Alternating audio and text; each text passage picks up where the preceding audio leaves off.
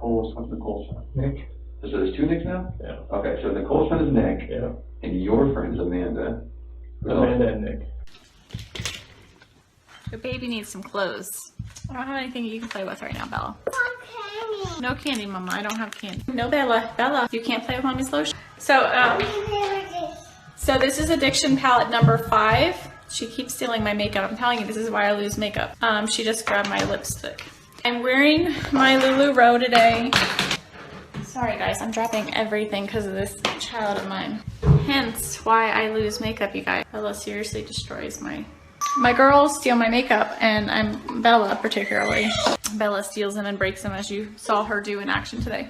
But here's my Christmas leggings. Can you see them? I haven't been able to get a picture of them yet because Bella doesn't take good full shot pictures yet. Grinch over here. Bella. We have the Grinch over here. We have the Grinch. We have the Grinch here.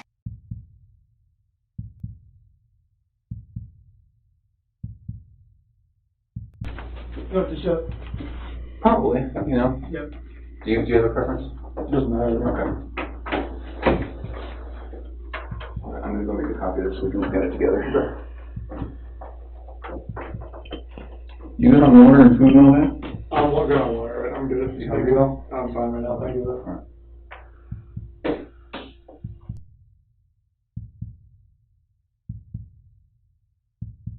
Alright, let's do this. I'm gonna sit next to you so we can look at it together. So what I want to do is, we have a whole bunch of people coming in, you know, from your neighborhood. Somebody saw something, somebody knows where these kids are. And I keep saying kids, I'm sorry, your kids and your wife. And I should say,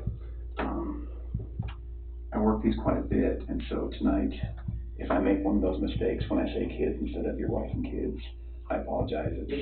We work it a lot, so I apologize if something comes out wrong or, anyway. So, I know you're going through a lot, so we're not going to keep you here all night. Can we go through this?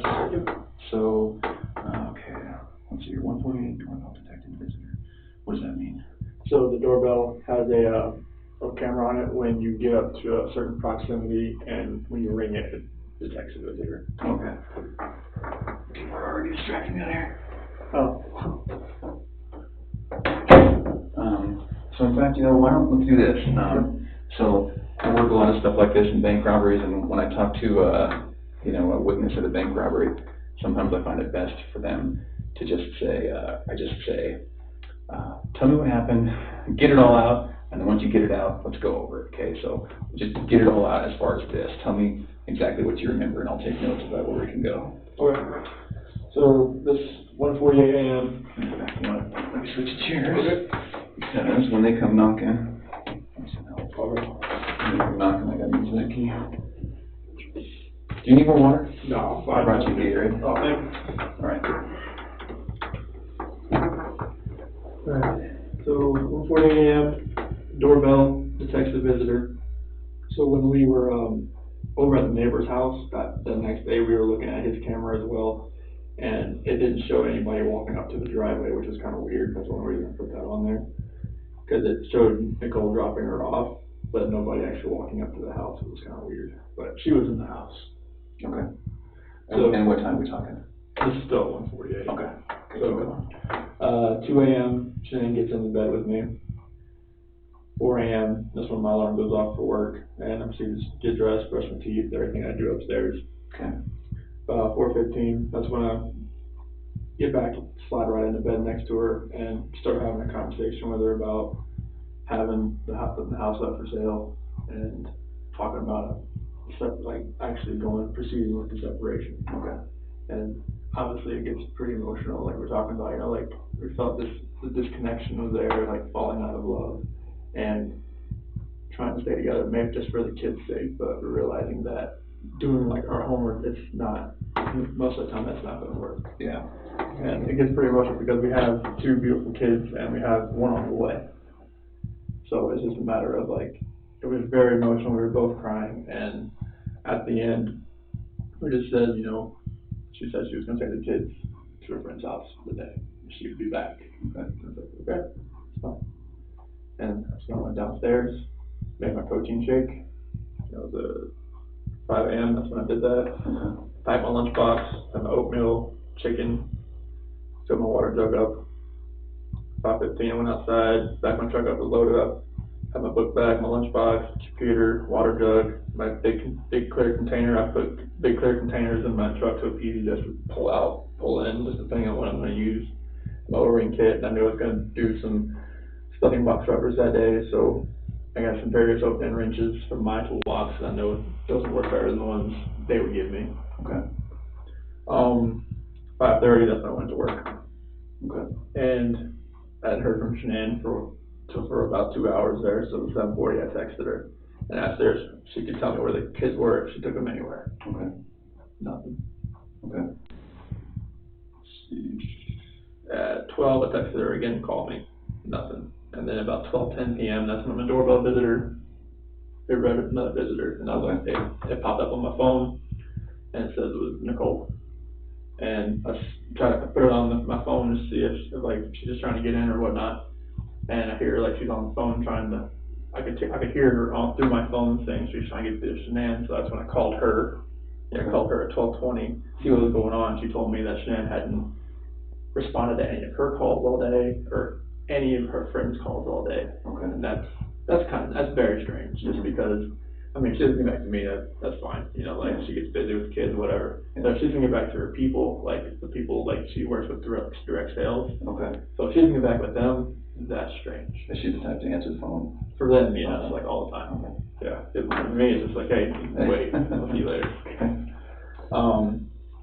So about 12:40, a few more efforts from Nicole to reach her while she's there, like, outside the house. Mm-hmm. And at 1 o'clock, that's when I left, and I was like, all right, I'm on my way down there. 2 o'clock when I got home, because they couldn't get in because the front door had a top latch to keep the kids in. Nicole and the police officer that was there. Okay. Oh, right. Okay, gotcha. Yeah. So they couldn't get in because top latch on the front door was hinged, and the keypad on the outside does not work to get in the garage. So they had to wait till I got there so I can get the remote opened. Okay. So that's when I got home. I opened the garage door and we went inside the house and looked everywhere. Shanann, Bella, and Celeste, nowhere to be found. Shannon's wedding ring's on her nightstand. Her phone's still on the couch. Her purse is still there. Medicine for the kids is still there. The car and the car seat is still there, and there's no sign of them anywhere. Okay. 3 o'clock. The police officer, detective, Howard, right? Oh, yes. Butcher's name every time. Asking Nicole and I, questions about where she could have gone or who she could be with. At about 4 o'clock, the police officer that was there, he was checking the neighbor security footage. At 5 p.m., the same police officer, detective, and then sergeant, another officer, they showed up and they searched the house again. About 6 o'clock, being calling around to anyone that I could, that may know something, called hospitals and hotels. 7:30, my friend Nick and Man showed up to show support, and then on it's his friends showing up. Shows Lauren, Dave, Jeremy, and 10 o'clock pretty much about laid down, but I did go to bed till probably like 2 a.m. just because he was in text and calls all night. Okay. And I was just hoping that, I left all the lights on in the house, I was hoping that I'd get a knock on the door. But nothing happened. Yeah, but nothing happened. What do you think happened? At first, I really thought maybe she was just at somebody's house, just decompressing. Yeah. But after today, like with the onslaught of all the cars, all the police cars, all the news, all the K-9 units, it's making me lean the other direction about someone took her. Okay. But it's just, if someone took her, it would have to have been someone she knew. Because there's no sign of anything like being disturbed, broken. Mm-hmm. But like that's the way I'm leaning now. At first I thought for real she was just decompressing somewhere. I thought she was safe, even though everything in the house was left there. But now it's just after the day with the news crews and everything, it feels more the other direction, and it's freaking me out because I have no idea where they are. Okay. If you could think of anything that we could do to find them, what would it be? I mean, everything that I've exhausted so far is like people that have car seats, because she left the car seats. And she would never just, I mean, Bella could sit in a regular booster chair that because she's about that time. Mm-hmm. Celeste isn't quite there yet, but all the people that I know that have cars, I mean, they've contacted me. I mean, unless it's, I mean, there's definitely a chance of somebody I don't know, of being a guy or a girl. I mean, and she has plenty of friends through like direct sales that I've never met. That could have a kid that they come and just say, hey, you know, let's go. Like, just back up in the back, put them in, let's go. But I wouldn't have the name, I wouldn't know who they are. Okay. And this is like, that's what's driving me nuts. It's like, when I told the news crew, like, if she's out there, like, just come home. Like, if someone has her, or like, not just has her, but she's at somebody's house and she's just decompressing, it's time to come back. Because now this is real. Okay. This has gone to a different level. Absolutely. Okay. Do you have an inkling of if it's good or bad? Yesterday, I would have thought that she was safe and it was good that she would come home. Today, it's more on the other side. I don't think that she would let it get this far if she was just decompressing somewhere. I mean, she's not talking to anybody. As far as, I mean, people that have reached out to me that I haven't talked to in like a year, Mm-hmm. that are friends with her. Mm-hmm. Like, one of her like best friends, Mark Judy, lives in Florida. Works in the police department down in Miami. Mm-hmm. And she called me today. Like, that's one of her friends she would confide in. Oh, okay. So, and she hasn't heard anything? Nothing.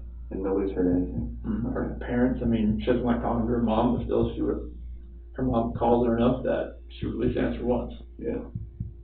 And if she's, I mean, I'm married, I know how it is. If she's hacked off at her husband, would she call him off?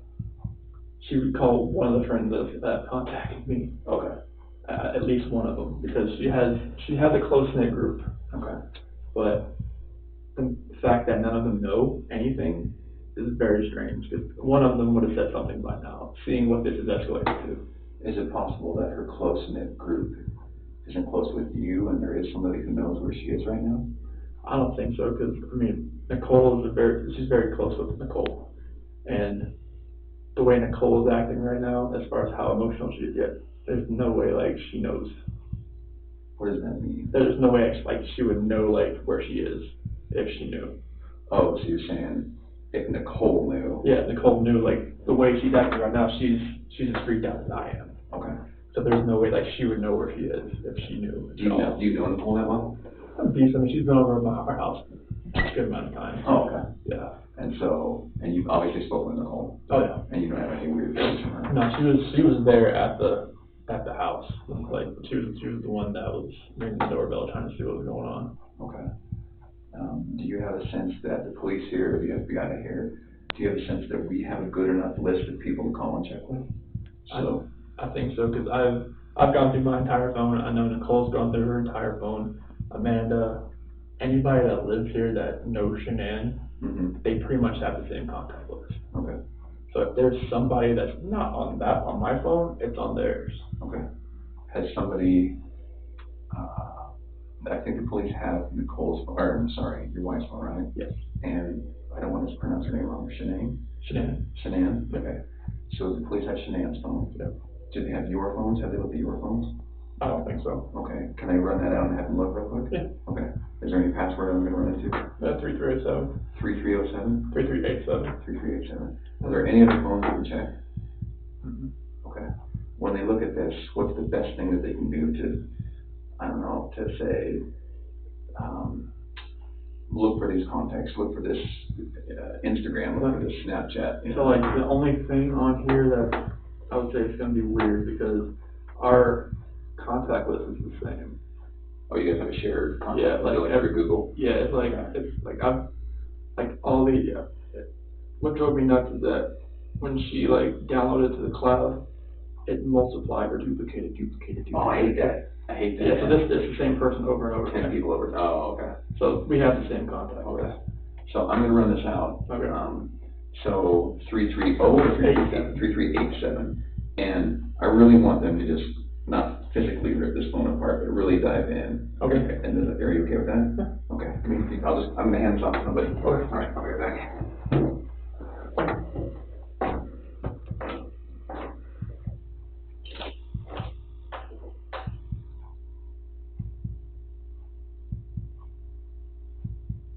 Okay, that's 3387.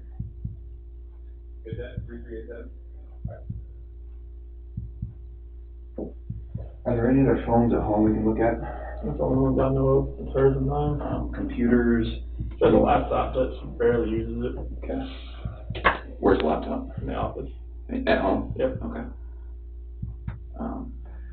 I think that, I'm sorry that I'm catching up here, this always happens. The police are the first people to get a call, then when it's serious like this with missing kids, then a day or two later we come in, so I'm sorry I'm playing catch up. It's always good to repeat it though. So laptop at home, does it have a password? I don't think so. It might, but that's the one she uses. Okay. Just in her office. Do you have any idea? I have an idea what the password could be. Okay. It's like 428-4915, capital S, lowercase w. That's their main password. 428-4915, capital S, lowercase w. And we'll probably just have you bring that in for us. Is that okay? Okay, so they don't have it now, the cops don't have it now. Okay. So laptops, any other, like a Fitbit, is there, tablets? iPad, but I have not found that. Does she have it? I've not found it yet. She has it, but I haven't seen it in the house. Okay, so possibly she has it? Possibly. Oh, okay. When did you buy that? Ooh, that was a long time ago. And so is it a full-on iPad, like? Yep. You could use it to, like, Wi-Fi. Wi-Fi? Could you use it to navigate to an address? You could text from it. Oh, okay. So then, if it's possible and she has it and she's somewhere hurt or somewhere that we can't find her, she can't. In other words, could we somehow track that? Does that GPS? It has to be connected to Wi-Fi for it to actually. Oh, so it's not like a phone then, it's a. No. Okay. She has a watch as well, but I have not found that. She has like a. Apple Watch. Apple Watch, okay. Do you know where that is? I have not found it. Okay. It's not on the charger. And it's not at your house that you can tell? Okay. Do you think the password for the iPad's the same? No, it'd probably be 2385. 238. Is that common for her? Yes. And what On a about, 4-digit it is. okay. What about for her Apple Watch? 2385. 238. Okay. I don't have an Apple Watch. Is that one where you have to unlock it usually? Okay. And does she usually have a password? Mm-hmm. Okay. On her phone it's different because it's 6-digit, but. Okay. What's your phone number? It's gonna be 013119. Is that the birthday or something? The next baby. Oh, Due date. Due date. Okay. I'm sorry to hear that. So if she's, and again, this is probably something that the cops in the other room know about. If she's due in January, she's 4 or 5 months pregnant. She was 14, 15 weeks. Okay. All right. Did you guys know the sex of the baby? We weren't gonna tell anybody yet. But you do know it? Mm-hmm. Okay. But she knows it? Yeah. Okay. So let's finish this, and then we'll get into more of this. Okay. So how else can we track her? Does she have another phone that you know? That's the only phone I've ever seen him use. Okay, what's her phone number? 910-850-3286. Okay. So, strap on your CSI hat. You can imagine the FBI has some pretty cool tricks and toys and everything. Is there anything you can think of that we should be giving that we're on? Honestly, everything that I saw today was like, it took me on a whirlwind. I didn't think all that was gonna happen. So that everything that happened today, I thought you guys were like spot on. Okay. Is there anything that a friend has said? Oh, has the FBI done this? Well, you probably didn't know the FBI was involved until an hour ago. Yeah. Is there any good ideas that your friends have had saying, man, I gotta try this, I gotta do this?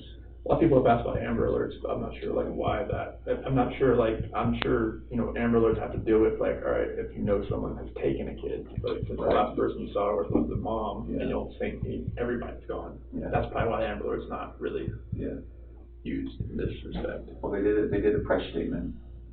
So Amber Alerts are a little bit different. One thing that helps Amber Alerts is cars. You know, when you're driving down the freeway and you say, missing person, look for this car. What car do we look for? That's the only car she has, is the one that left in the garage. The Lexus, and that's what you drove here tonight? Yep. Okay. Do you have any other cars that you drive? Just my work truck. Okay. Lexus. Does the Lexus is here? Okay. How could she have left the house? Only way she could have left the house is if somebody picked her up, but it would have to have been from the back. Because it's the camera in the front, where the neighbor, the way it faces the driveway, it would have picked that up. Only thing it picked up was me leaving at like 5:26. Okay. I didn't know. Is it your camera? It's neighbor's camera. Oh, did he tell you? Yeah, we were all over there watching it with the officer. Okay. All right. It just showed me loading up my truck. Oh. Is it on all the time? His camera's on all the time, yep. Okay. And all I saw was you leaving? Yep. Did it show her coming home? I didn't show her walking in, no. Okay. But she was in the house when I left. Obviously. So I was just like I'm just trying to think. So the camera, is it possible that it doesn't catch everything? The motion detector? From what I saw, I think, like, he showed me other, like, examples, but it was picking up, like, minuscule things here and there. Like, it was like, it didn't take much to, like, just get it to start recording.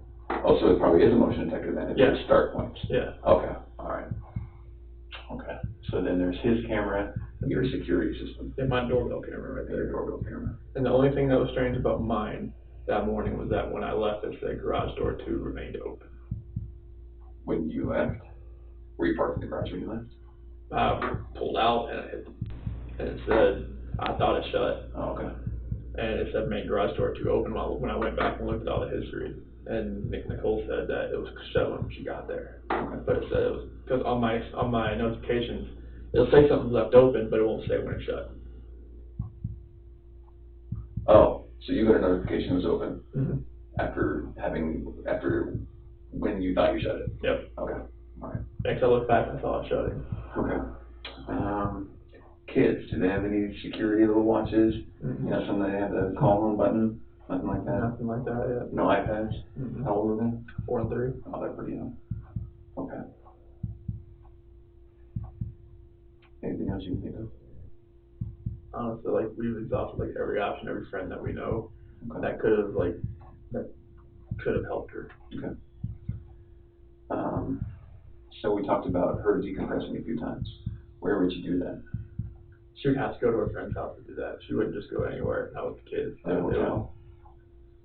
I've checked, if she had any cash on her, I'm not sure like how much she would have had on her. She usually doesn't carry much cash, and the cash she had in her wallet was from Nicole the previous day. From who? From Nicole. Oh, okay. She told me that was the cash she gave her when we found her purse. For what? No, I'm not sure. She didn't tell me. Okay. But that was the only cash she had in her wallet. And is that still at the house, you said? Yeah. Okay. So is her license in the law? Yeah. So she's got no cash that we know of, no license, no phone. Anything about the clothes in the closet, the hamper, the drawers that makes you think she packs some boots, she's going to the mountains? Like, she has so many clothes in that closet. Like, it'd be hard to really tell if she took a little amount. I mean, if she took a big amount, it'd be pretty obvious, but like a little amount, we would never know. Okay. Alright, she has like, say like that whole wall, and then the bottom, and then other side. Okay. If you take this room, it's about the size of it. A woman with a lot of clothing? You don't say? No. Okay. Shoes, anything about shoes that you think? She has a whole shoe closet. So there's nothing obvious that screams at you, she's No. preparing for this type of activity? Okay. And the kids' clothes too. There was enough that was there that I saw missing. Okay. So, all right. So I know it's hard to talk about. You mentioned that there was a hard conversation the two of you had about Separation. Your marriage and separation. Now that you've had a little bit of time to think, looking back on that conversation, can you connect the dots between both of you being upset and crying, and here we are, and now she and the kids are gone? What do you think about? I think about, like, did I cause this? Like, did I make her feel like she needs to leave? And, like, did she really feel, like, the things she was saying, did she really feel the same? Did she really feel like, all right, the disconnection? Did she really feel all that? Or she was just saying it? Like, maybe, like, us falling out of love, was that really registering her at that point in time? Or did it register after I left to go to work? And then she was like, I'm just going to leave. It's like, I'm not sure, because she laid back down. She was still there when I left. But, like, maybe she sat there and thought about it, like, do I really need to stay here right now? Like, if he doesn't love me, maybe I should just go. Can you really get into that conversation with me? And what I want to know is, you obviously have a very deep relationship with her. She's your wife. But it's going to be easy for me to listen to what was said and maybe think that there are some clues about maybe she did just lay down and cry a little bit longer and something happened to her. Or maybe she did get frustrated and she left. So can we recreate that conversation? Mm-hmm. So tell me what happened. So I crawled back in bed. So sorry, let's start from, she gets home late at night. Mm-hmm. Okay, I'll start from that point. Okay. So she got home about 2 a.m. And were you already home? Oh yeah, I was passed out. Okay. Yeah, so like I felt her get into bed. That was about it. About 4 a.m. That's when my alarm went off to go to work. Okay. That's when I got ready and everything. So she gets in at 2, alarm goes off at 4. Okay. Mm-hmm. And you were sleeping that whole time? Oh yeah. Okay. So the conversation hadn't started? No. Okay. So about when my alarm goes off, that's when, after I get ready for work, I crawl back in bed and we have that conversation. So you wake up at 4. Mm-hmm. At 4, then what until you start the conversation? Get dressed, get my clothes on, brush my teeth, deodorant, all that kind of stuff. Okay. Shower? No. Okay. Shower, yeah, night before. Okay. What do you do for a living? I work in the oil and gas. Okay. So then it doesn't matter if you go to work without a shower. Okay. All right. It's gonna be bad anyways. Yeah. So then you wake up, you get ready. I'm sorry I interrupted you. You're fine. So then what time are we talking about when you're ready to talk with her? About 4:15 or so. Okay. And so she was asleep from the time she got up from 2 to 4, mm-hmm. or 4:15. You wake up at 4:15, you're ready. Okay, and at 4:15, you start talking. Mm-hmm. Why do you talk at 4:15 in the morning? I felt like I needed to talk to her face to face, because like I wanted to say something. I like when she was in Arizona, like I didn't want to do it through a text. I didn't want to do it through a call. I was like, I got back in bed. I was like, I needed to talk to her about this, because she had told me like when she was going to fly back that she wanted to get up with me so she could take a shower, because she wanted to get there with me. What do you mean when she got back? When she flew back in. From Phoenix? Yeah. Okay. So she told you, let's have a talk? No, she wanted to get up with me so she could take a shower and get the airport off her, because she was her flight was delayed. Oh, okay. Her flight was supposed to get in 11, but it didn't leave till 11. Okay. And so did she call you or did she text you? I think there was a call. Okay. On that one. All right. And so at 4:15, what happens? That's when I crawled back in bed and I woke her up. Okay. And then I proceeded to talk to her about how I was feeling, about how I felt like what's been going on with us for the last, what she's seen like the last 6 weeks, because she was in North Carolina and I was down there just the last week. But from just being apart and just like figuring out who people are. It's like the best way for people to really find out who they are is to spend time apart. I agree. And it's kind of just like, you need to see yourself. Well, and then on the last week, that's when I went back to North Carolina, and I was there for the last week there. Okay. And when we were together, we could feel like it wasn't there, that spark. Mm-hmm. And that's kind of cliche, but that spark wasn't there anymore. Mm-hmm. And on that night, I woke that morning, early that morning, I told her like the disconnection it's there, like it's not going away. Like the connection we had in the beginning, mm-hmm.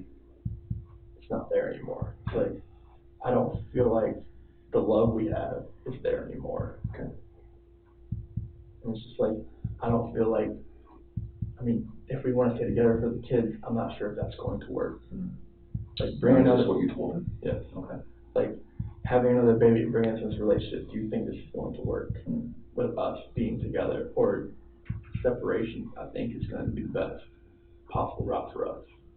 And that's when like all the crying and everything proceeded. And it was very hard just to talk about that. But I needed to do it face to face. Okay.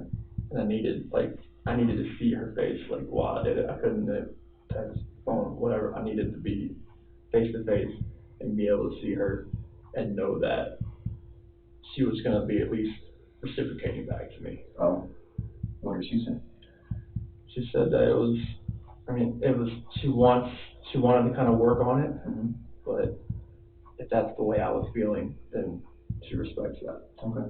And she said that most of the time when you have kids and you have a relationship where people like they don't love each other anymore, they fall out of love, there's connection, that having kids, even bringing a new baby into the equation, doesn't always work as well as keeping the couple happy and the kids happy. It's like it almost is like better if two are on different sides. Yeah, you don't want to spend your whole marriage disliking each other and faking it for the kids. Yes, no, that's one thing. Okay. And is that accurate? I don't want that's totally accurate. Okay. I mean, you don't want to be the people parading around with like a mask on when the kids are around, and then when the kids go to sleep, you just go your separate ways. Okay. Like that's what I don't want. Okay. And that's why we're talking about that separation that night. Okay. And that's why I got so emotional right there. Okay. Emotional for you too? Oh yeah, I was bawling my eyes out. Okay. So then how long did that conversation last? It left. So about 4:15 when we started. We talked about the house as well. Okay. What did you say about the house? Like we needed to sell the house. Like there's no way like we can stay in this house and have another kid and be able to just keep everything afloat. And she's like, well, where do you want to move to? I was like, well, we can move to Brighton. We can move. Are you familiar with the area? Kind of, yeah. Okay. So we can move to Brighton. We can move to Vermont. We can move wherever. Somewhere that's cheaper. Okay.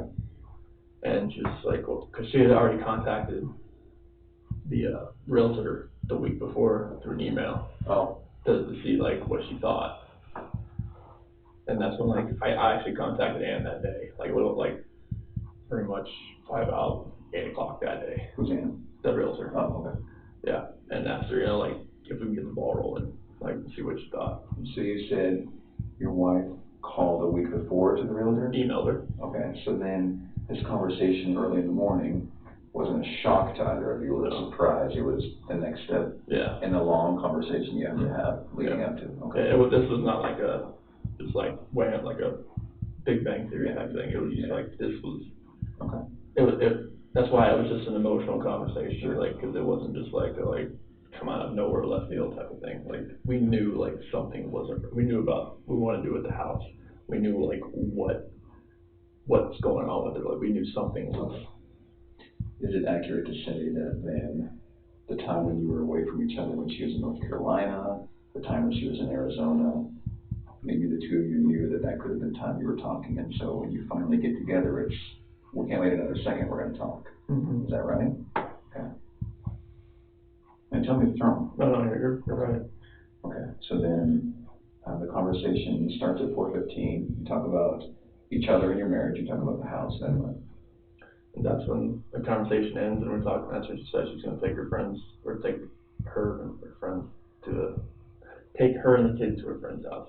Which friend? That's what she did not say. So she did say, I'm taking the kids to a friend's house. Yeah. Are you sure she said that? Yes. You're positive? Yes. Okay, that's good.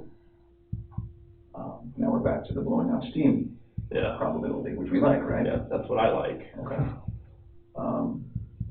So let's, if we're going to play the DVR, let's rewind 5 minutes. So we're at the house. You're talking about the house. You're saying this isn't going to work with the kid. We're going to sell this house. Then how do you remember what led to her talking about the kids? As far as taking them to her friend's house? Yeah, what conversation did you guys have? Well, that's when I rolled out of bed, and that's when she pretty much told me I'm taking the kids to a friend's house today, and I'll be back later. Are you sure she said she'll be back Yes. later? On a scale of 1 to 10, how positive? That's a 10. A 10? Yeah. Okay. So she said, I'm going to take the kids to a friend's house, but I'll be back later. Why? from what I just told her. That doesn't make sense though, because I know. you'd be at work, why would she have to leave? That's the thing, like, why, I'm not sure why she wanted to go somewhere. Okay. But that's what she wanted, like, maybe she didn't want to be in that house after what we were just talking Fair about. enough, you just talked about it, yeah, it's no longer mentally, emotionally her house then. Okay, so let's focus on, I'm gonna take the kids to my friend's house, what does that mean? Hopefully it's someone that she trusts. Hopefully it's someone that she knows pretty well, and hopefully maybe they have a kid that Bella and Celeste can play with. But you have no idea who that would be? Because we've exhausted all those people. Okay. Does that surprise you? Because I don't know your wife, but maybe that's something that's in her wheelhouse. Does that surprise you that she said that and did that? It doesn't surprise me that she went somewhere. Like, she said could have been a play date. Okay. But she was very vague in the fact that she just said she was going to a friend's house. Okay. And didn't say who. Okay. That's why I texted her, like, if you can tell me, like, where the kids are. What time did you text her? That was 7:40. Okay. And no word from her, obviously. No. Okay. So then we're at I'm going to take the kids. I'm going to go to a friend's house. You sure she didn't say I'm going to take them somewhere to a hotel or to Oh, there was no. Positive, you said to a friend's house. And not just someone's house, but a friend's house. Yeah, because, like, if it was a hotel, I would have definitely asked the question, like, why are you going to a hotel? Yeah. Okay. That wouldn't, yeah. Where can we look to find friends that you might not know about? Honestly, Facebook's the only place. Facebook? Because that's the one she frequents. Okay. That's the only place. What's her Facebook account? Or her username? It's a Shanawaz. Just regular Shannon? Well, they have access on her phone. SHAN? ANN. ANN. And so I think they can log into the phone, right? I think they're in her phone, right? Oh yeah, they just gotta hit the icon and it's right there. So it's right there, they can do whatever they want. And they can, okay. All right. Yeah, it doesn't take much, it's always logged in. Okay.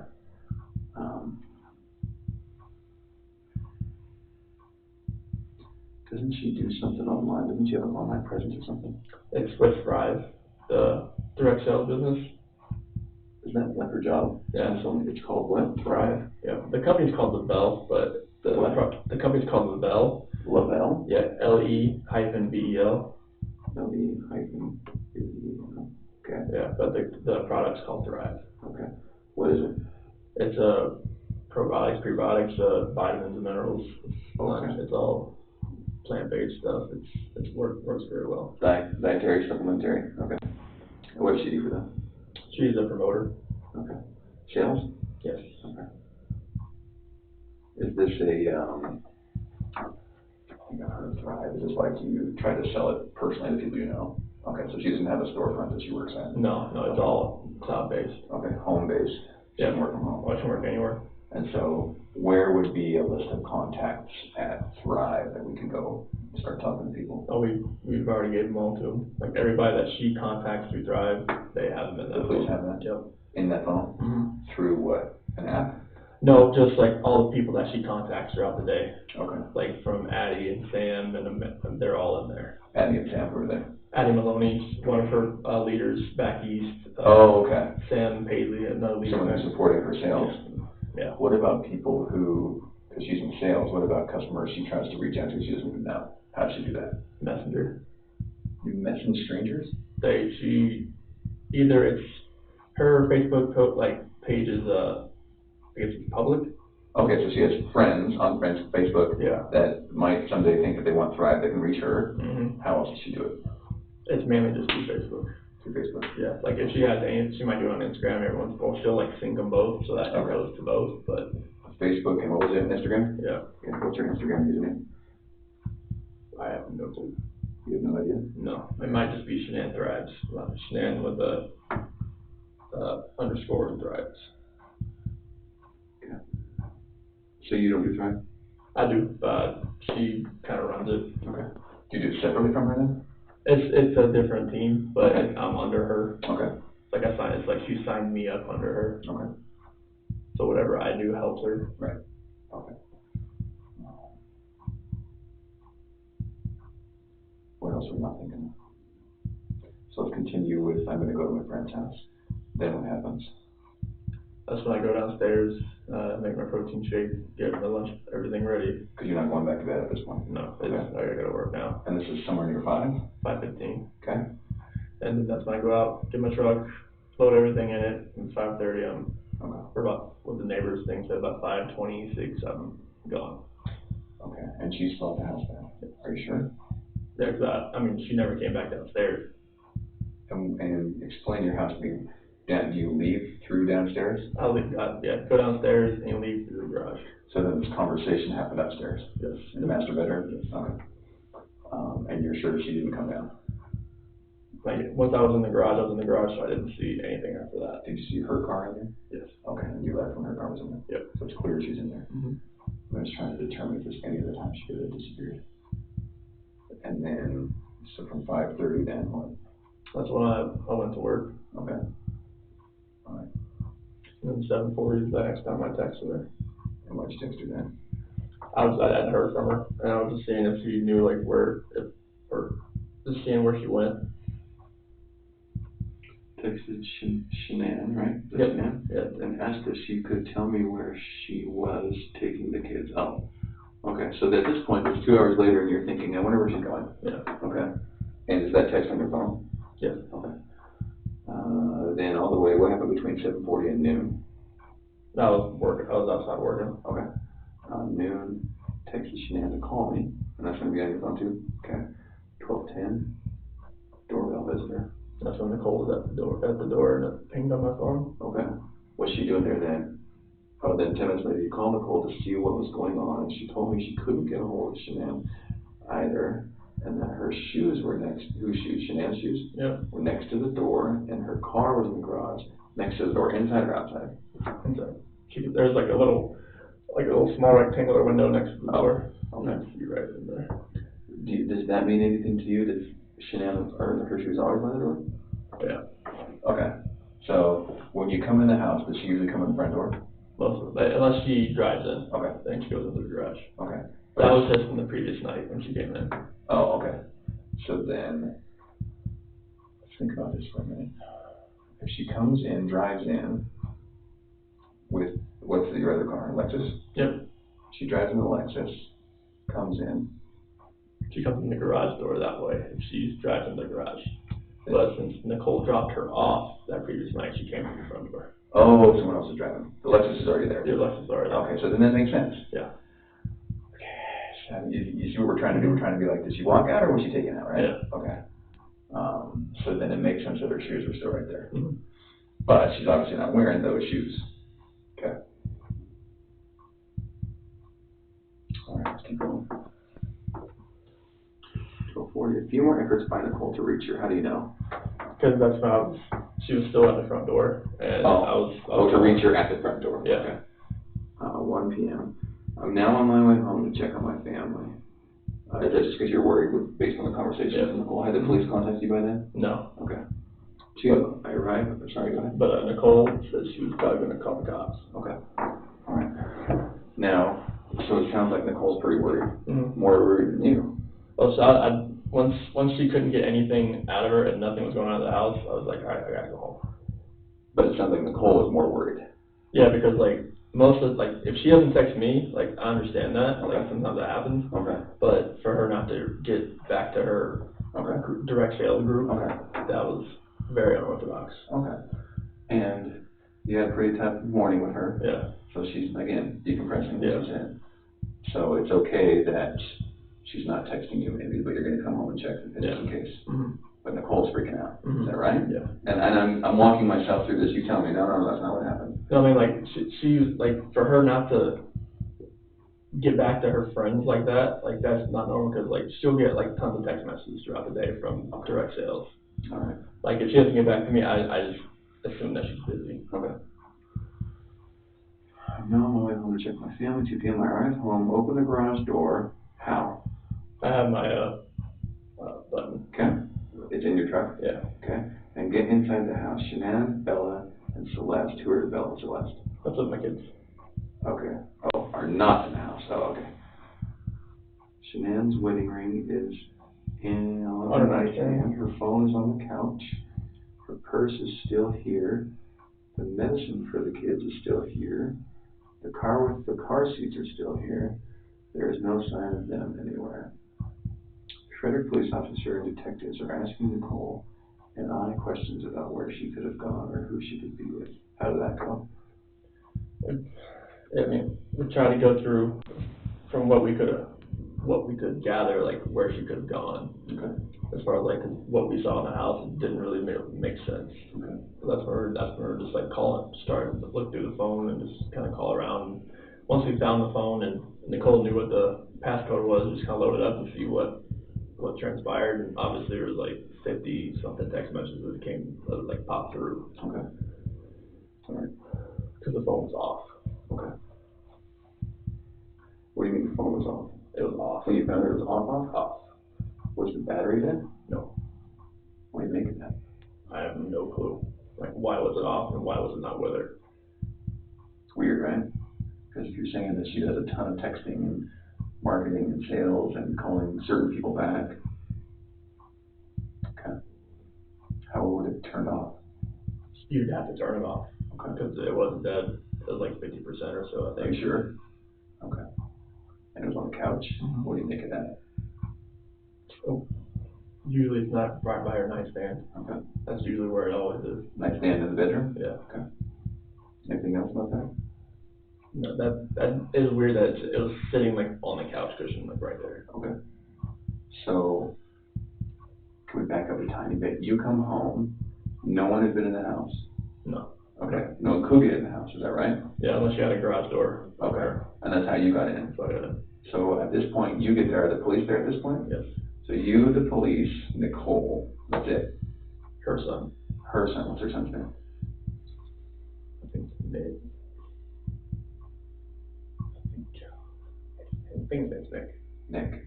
And so you and Nicole aren't besties per se. You and Nicole.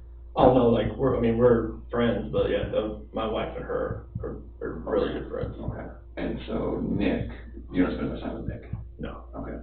Why is Nick there? That he was just with his mom. Okay. Is there anything weird about Nicole and Nick? Not that I really think of. Do you think anything about your wife not being around has anything to do with Nicole and Nick? I would hope not. I mean, like, Nicole is one of her good friends.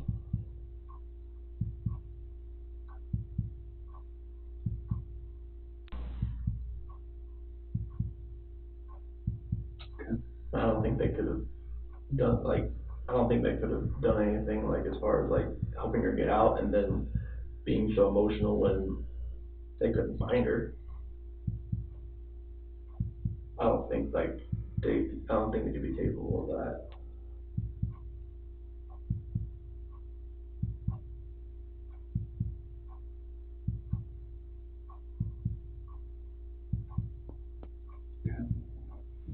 So then they're at home. Police officers there. Mm-hmm. Then walk me through that. So as we go through the house, Do you immediately go through the house?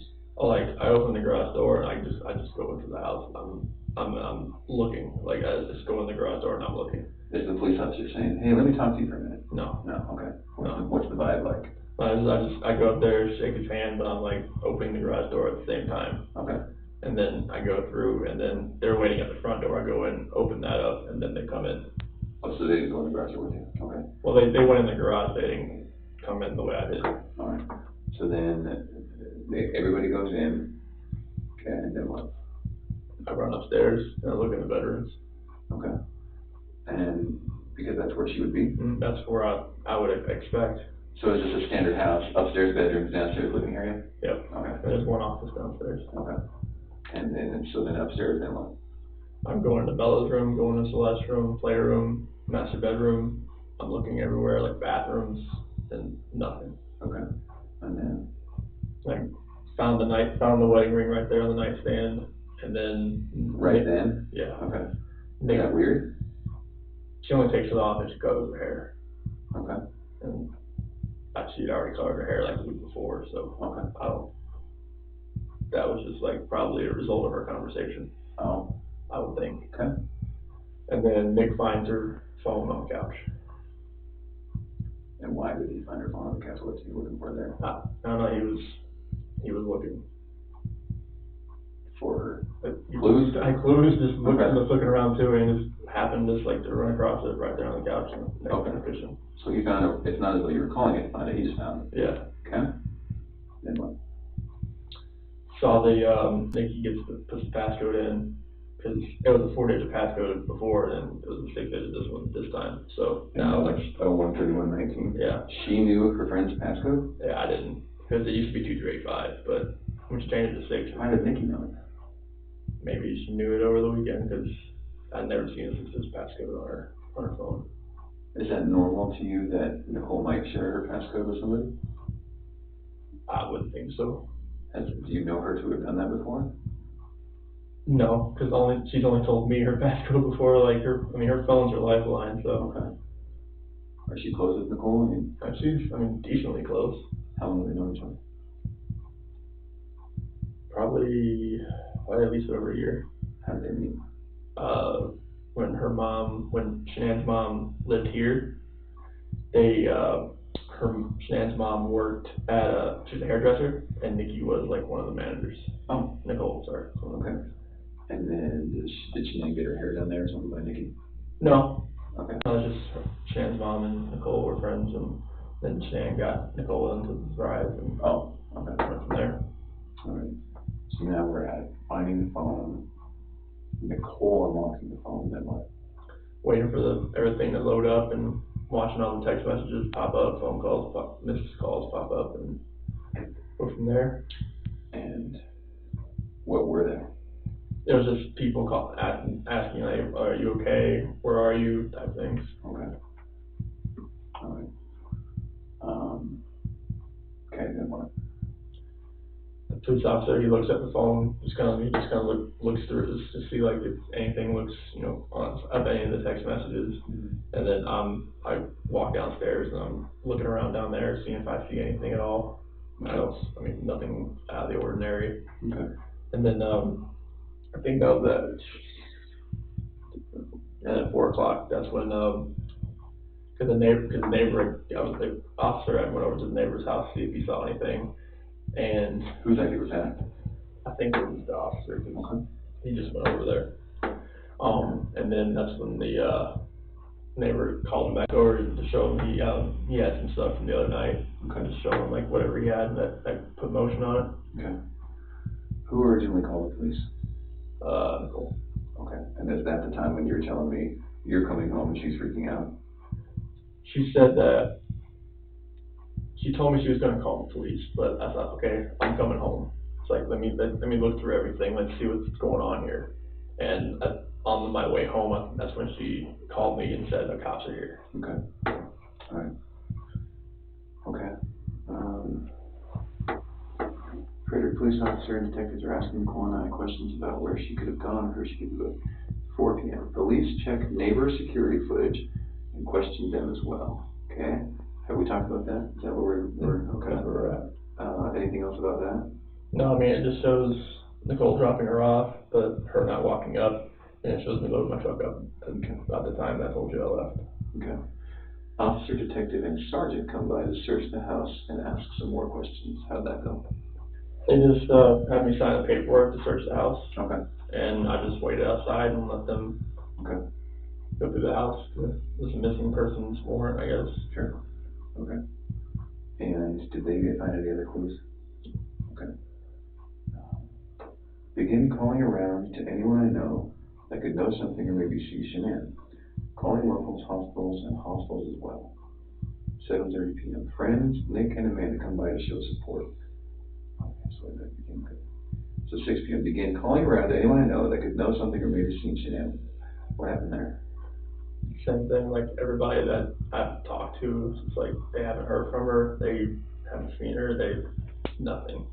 What's up? Who's helping you make these calls? That's just me. Just at you? this point. Were you by yourself? I was by myself. I'm sure Nicole and other people were doing that while they were gone. Okay. Because they were gone at this point. Where did Nicole go? Back to her house. Back to her house. She was there when they came back to search the house. Nicole was? She was parked outside. When is this? 5 o'clock? Yeah, she was parked outside. Did she come in and help them? No. Why not? Well, because they told me to wait outside. Oh, okay. Fair enough. Is there any weapons in your house? No. Okay. If we wanted to bring a lot more people with a lot more tools and tricks to your house, could we do that tonight? It's up to you. Okay. I was going to stay at a friend's house. I was on my way over there tonight, but that's up to you. You're going to stay at a friend's house? I was. Okay. If we were to get into your house without you there, how would we do it? Punch the passcode in the front, 2385. Okay, and that's the garage passcode? No, that's the front door. And I thought you were going to latch or something preventing you from getting in. I know, but if you don't latch it, it's... I just unlatch it now? Yeah. Okay. We might think about that. I think it's a good idea. All right. What do you think? I was just going to go to a friend's house because I couldn't stay there last night. I couldn't sleep there. What friend's house? Nick and Amanda. Oh, is that her friends or your friends? They're both of our friends. Okay. I run with Nick. Okay. And when you say her, is that your wife or is that Nicole's? My wife. Your wife's. Shenan's friends? Yeah. Okay. Nick and Amanda. I think they're waiting outside right now, actually. Oh, are they? Were they the ones I saw on TV? More than likely. Okay. One bald guy? Young kid with the brim ball cap? Yeah. Colorado or something, Yep. maybe? That was Nick. That was Nick? Okay. I thought Nick was, no, wait, Nicole's, what's Nicole's son? Nick? So there's two Nicks now? Yeah. Okay, so Nicole's son is Nick, Yeah. and your friend is Amanda. Amanda and Nick. Yeah. Are they married? Yes. Oh, okay. Okay. Okay, I should say like a Nick and Amanda Thayer. Put it that way. Oh, okay. Oh, I know that they are named. They showed up at the house at some point, right? Yep. Okay, all right, good friends? Mm-hmm. And no reason to worry about that? No. How do you and Shanann know that? Amanda through Thrive, or actually Amanda was at Primrose at where the kids went to school. Okay. She used to be director there. Oh. And once she left as director position, when she left to go to a different school, that's when Shanann got her on Thrive and became friends, and me and Nick started running. And okay, that's all right. Friends maybe not commercial sport. Friend, is that Lauren Arnold? Yep. Who's that? Shanann's high school friend. Okay. Was that her? And how'd you find out about all this? Facebook.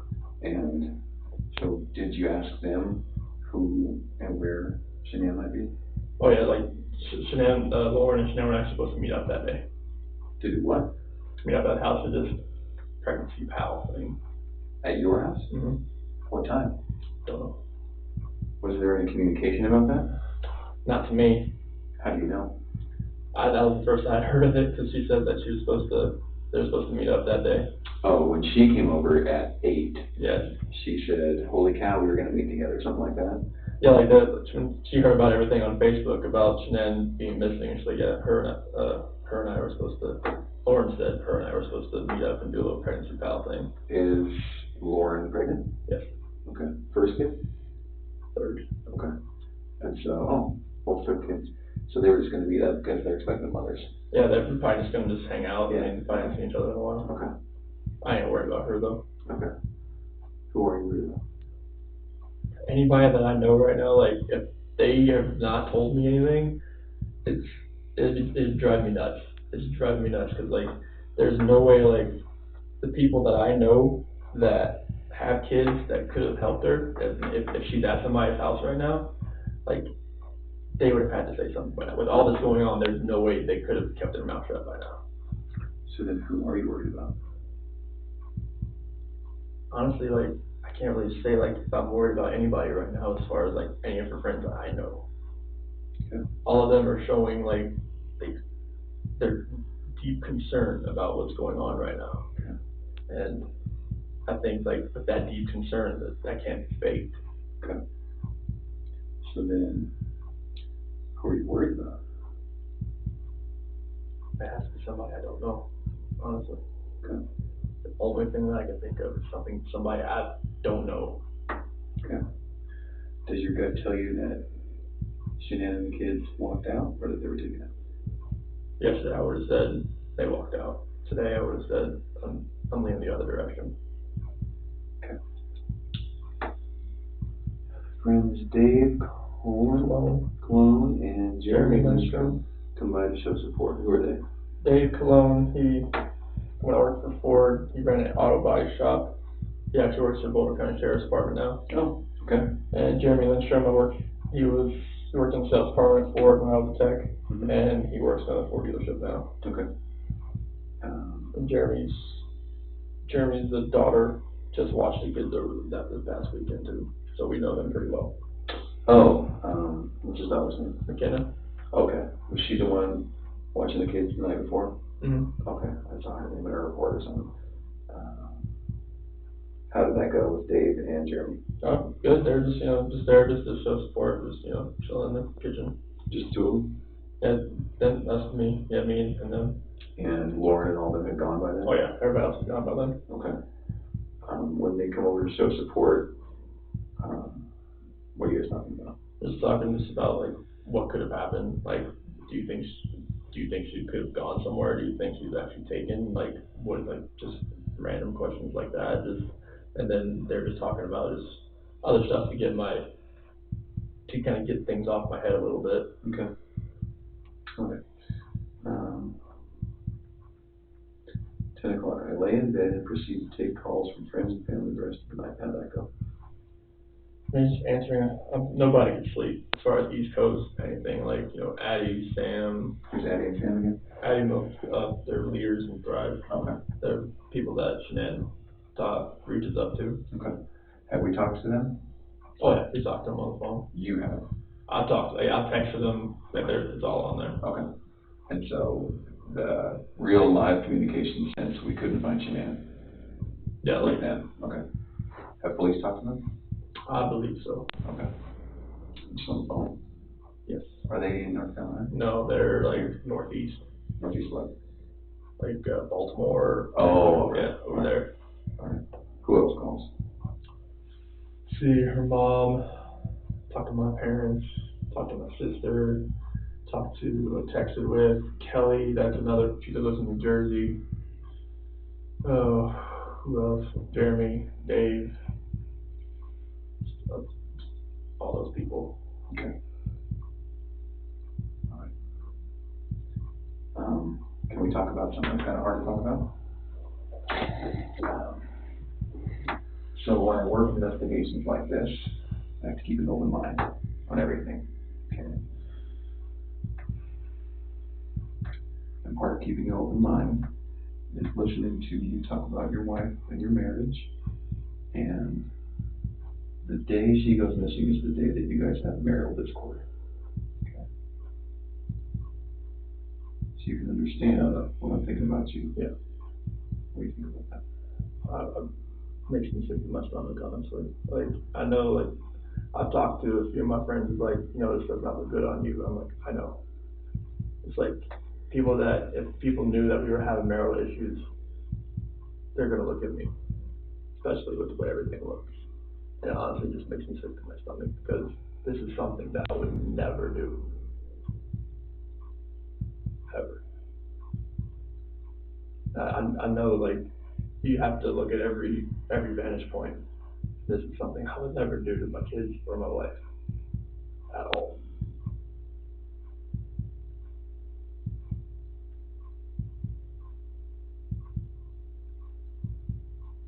I'm not sure, like, what I could do to make people believe that, just because if they knew we were having marital discord, they would automatically look at me. But I would harm anybody in my family at all.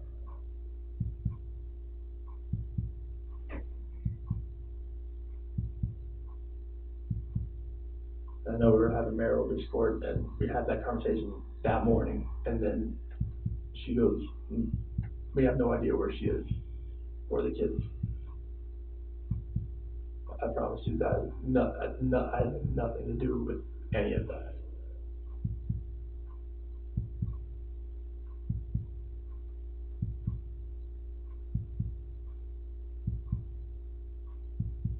Are you telling me the truth? I'm sorry. Why should I believe you?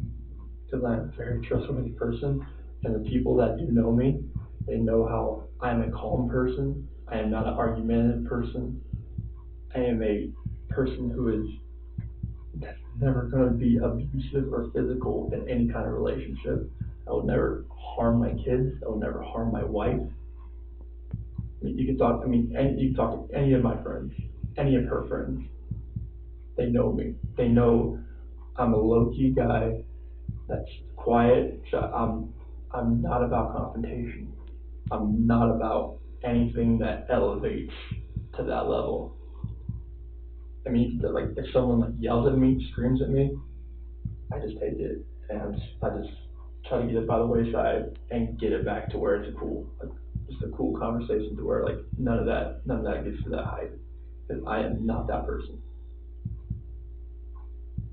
I've never been that person.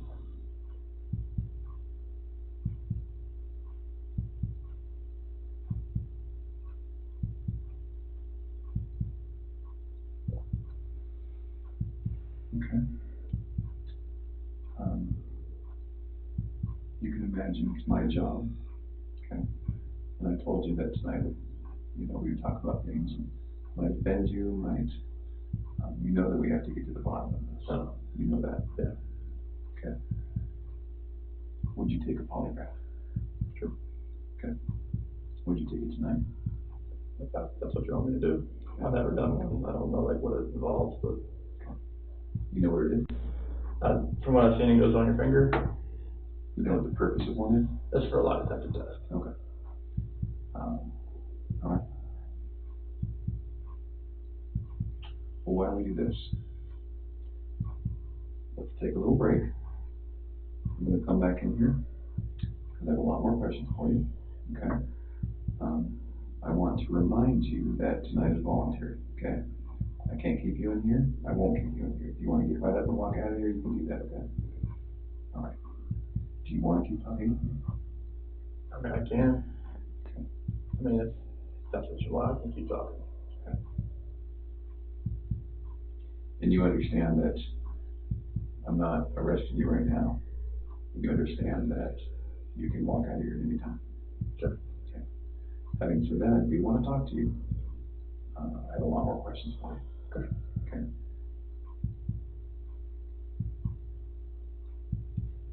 Do you know where your wife is? No. Are you telling me the truth? I'm telling you the absolute truth. Okay. Let's take a tiny break. Get some water. Do you need to use the restroom? No. Okay. There's some water, Gatorade actually, if you need it. I'm going to step out for a minute. I need to look over some of my notes. I'm going to come right back in here. I'm not going to be out very long, okay? Okay. All right, I'll be right back.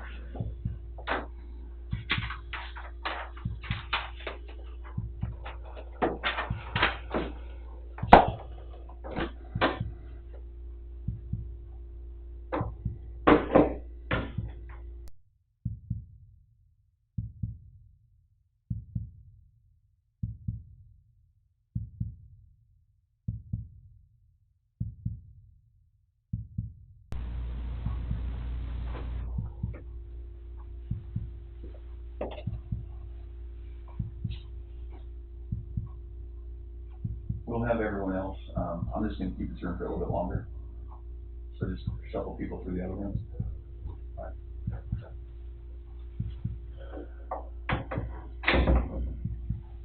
How you feeling? Looking at that picture,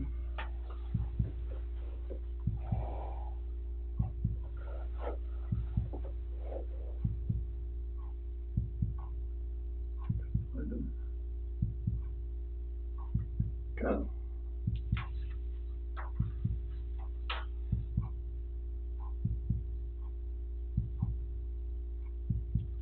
Those shoes, even though they were winter shoes. They were what? Winter shoes. Those are her boots, aren't they? Shanann's gonna sell them off to like that Facebook marketplace. She had them on the windowsill there. And when we got back from North Carolina, she saw them sitting over there. And then she proceeded to take them back and wear them every day since they got back. No matter if it was 100 degrees outside or what, she loved those shoes. She always loved those shoes. And Bella, she always wore some flip flops. She always will. She loved that dress. She loved those flip flops. She loved that dress. She likes the buttons on the back. he short for something? Celeste. Bella and Celeste. Tell me about PNC. Celeste. She's rampage. She's always the one that's gung ho. She's always the one that's just like, she's off. She's either go or sleep. She's always the one growling. She's always been, she's a tiger. Bella, she's the calm, the mothering one. She's the one that's always, you okay? You okay? Fine? Okay. She's just the sweetest little girl. She's the one that favors me more, and Celeste is the one that favors Shanann more. And the way I look at it. You see some baby pictures of me, and Bella is just like, oh, the other way around for her. So when you say favorite, do you mean look like? Yes. Oh, okay. Are they both daddy's girl? That one is. Yeah, that's how it works, isn't it? Because the first one I wasn't really good at it yet. Second one I knew what I was doing, and she bonded with me right from the start. Yeah.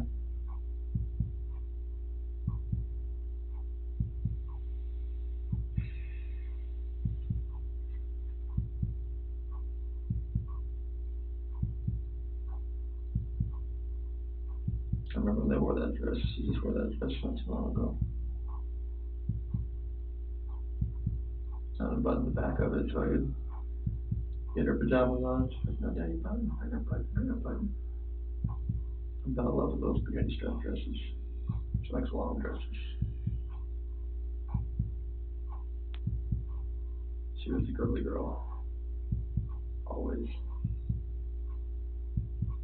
She is just like, I always like tried to put her in a Supergirl t-shirt and she loved it. Every time.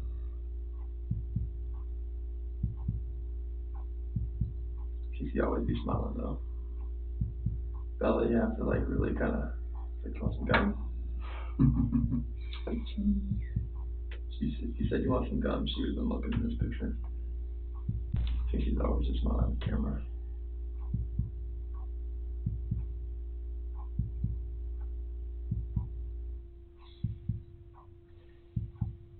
I gotta find them, right? I need your help.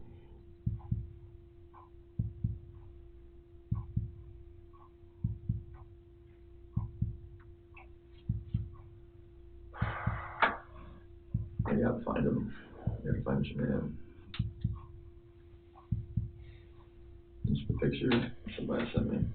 Or it was side by side of Bella and Celeste and Shanann. There was a post of like one of these companies. Okay.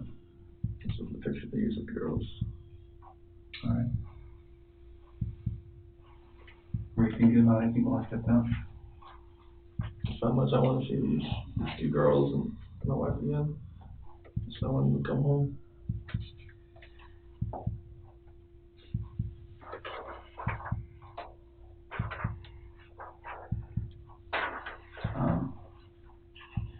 I mentioned that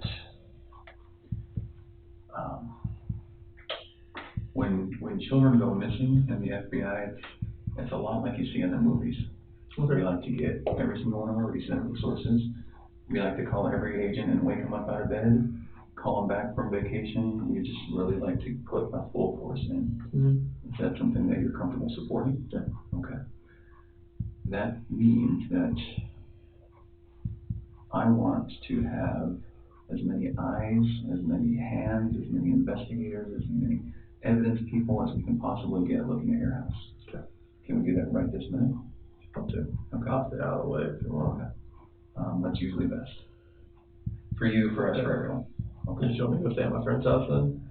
Is that an option? Yeah, because I'm not sure if they're still outside. I'm Okay. not sure or not. Cause All right. I don't have a phone. Oh, I forgot to ask you about your phone. Yeah, I don't have much to, I didn't have to take one there anyways. Okay.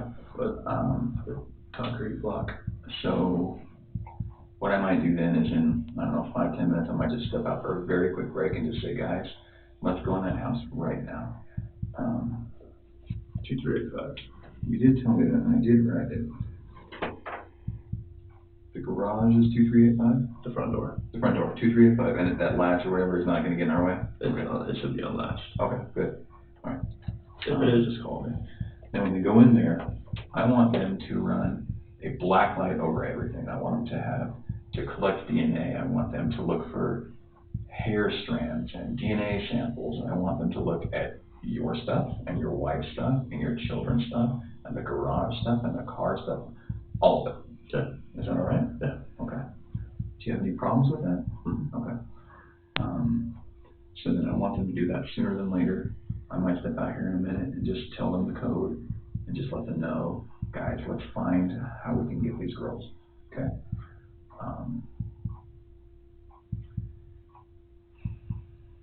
Can we keep talking about some complicated things? Sure. Some things that are going to make you uncomfortable? Yeah, that's fine. Okay.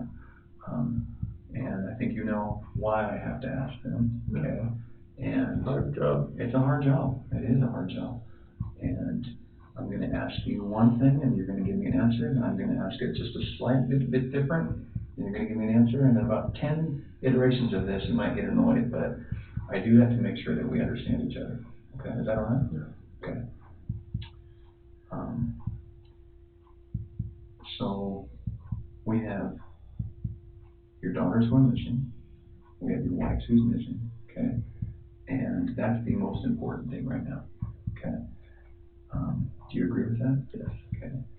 So you've done very good in talking to me about this really hard conversation you guys had, okay? Very good. That's sometimes hard. And I understand why sometimes someone in your position says, doesn't want to tell me about that. Because please go help me find my kids, and you don't need to know about my marriage argument, okay?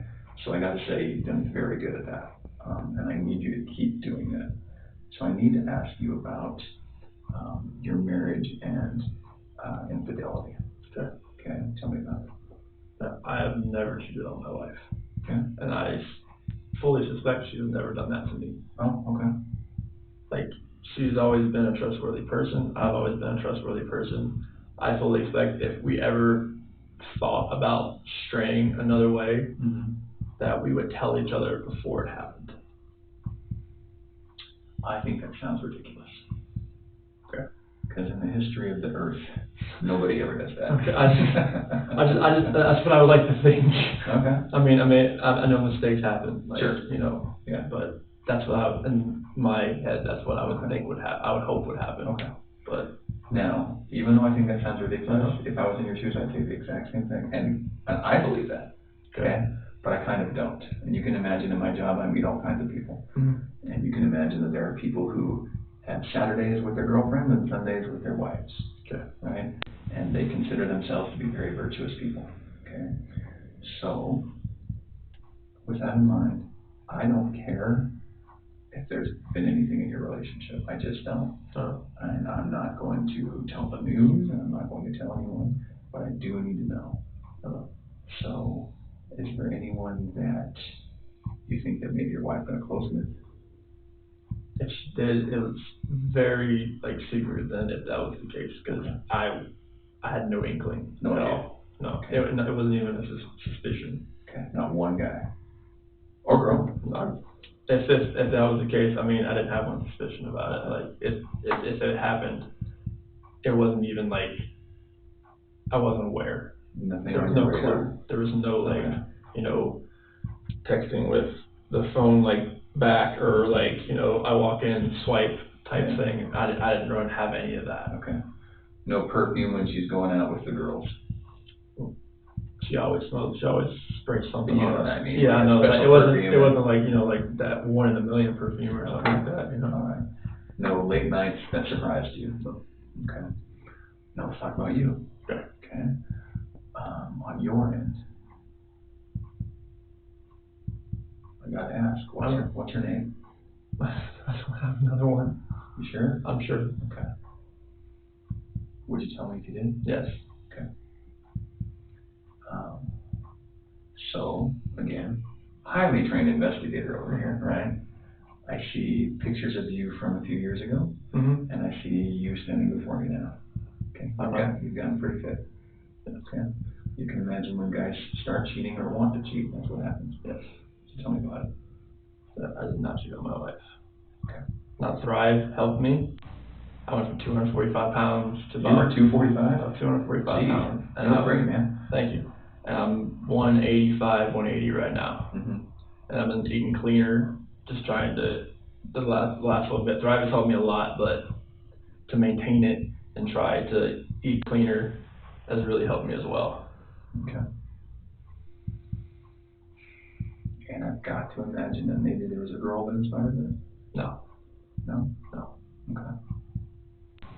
Why are you falling out of love? After the last 5 weeks, like being by myself and being able to be myself again, I couldn't be myself around Jeanette anymore. Why not? It was like I was walking just like, like walk on eggshells type thing. It's kind of like you feel like you're always doing something that's wrong. It's like you feel like you're never like, does that make sense at all? The timing doesn't make sense to me. Okay. But like, it's like if you can't be yourself around your wife, who can you be yourself around? Why couldn't you be yourself around your wife? I just felt like I'd always have to change who I was because I was always about, I was doing the laundry, I do everything. Like, I do everything that I could for her, everything. Mm-hmm. And then like the last 5 weeks, I was just, just being myself, just doing me. And I just thought to myself, like, one of my buddies, Mark, he lives out in San Diego, was like, one big test that he learned, like, he was divorced at one point, and he was like, so if you could picture yourself, like, if you could picture your wife and she was with someone else, would you get jealous? I was like, at this point I have to say no. And he was like, well, there's your answer. Like, if you love her, it would be a different answer. When did you start falling out? It wasn't in the last 5 weeks. It's been an ongoing process for probably about a year. Why? I just felt like everything that we had when we first started dating and met, like we met in 2010, everything, your new relationship, spark, everything's hot and heavy, everything's great. Get married, everything's still great. And then like, people just fall out of love. And that's where I was. Like, I just felt like over the last year, I thought that, like, okay, maybe this is just like a phase. Maybe this, this is what happens. Like, you've been with somebody so long, maybe like, the spark isn't there, just reignited somehow, some way. But, our conversations weren't the same. Like, when we were apart, like, everything was just like, short, and it was just like, nothing felt right anymore. The disconnection was there, and it just never felt right anymore. But why? It wasn't there. Like, I just didn't feel it. Like, it was like I didn't have that passion anymore. Why not? I really couldn't. I can't tell you. Like, the passion, I didn't feel it in my heart anymore. Like, I really can't like just give you a definitive answer other than that. Just like my heart wasn't in it. I gotta tell you, that sounds like a load of horseshit to me. I know. What about the girls? Bella and Celeste are the light of my life. I'd do anything for those girls. I'd step in front of a bullet for the train for those girls.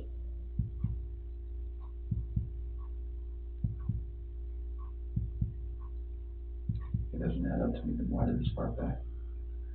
The relationship between me and Shanann has nothing to do with the love I have for these girls. The love for these girls, they're the light of my life. I would do anything for them. Mm-hmm. But me and Shanann talked about, like, if we separated or if we stayed together, like, what's best for the kids? Like, do we stay together for the kids? That, you look it up, it doesn't work that way. Like, it might cause more issues for the kids later on down the road with their psyche or personality or something. They know when they get older, they see, like, oh, mom and dad don't sleep in the same room anymore, like, what's going on, type thing. Okay.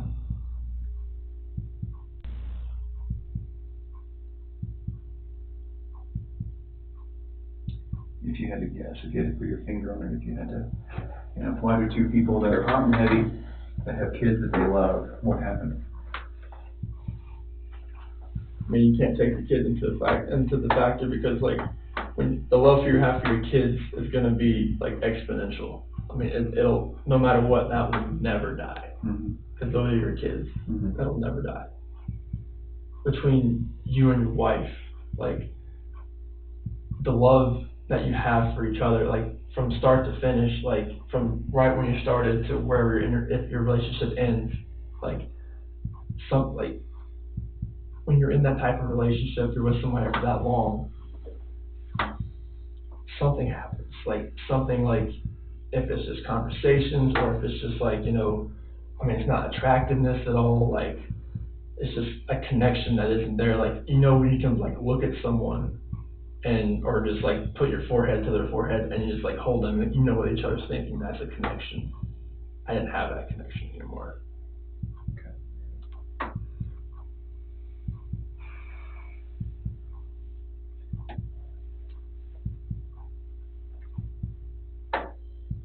What do I do to help you walk out of this room and not look like the person who's responsible?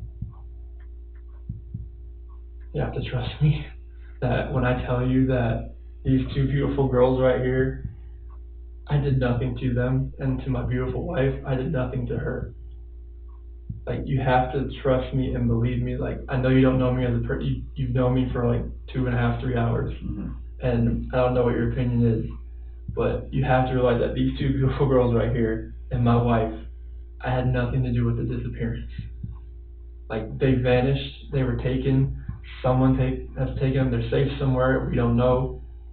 I had nothing to do with this act of, like, evil cruelty, whatever has happened here.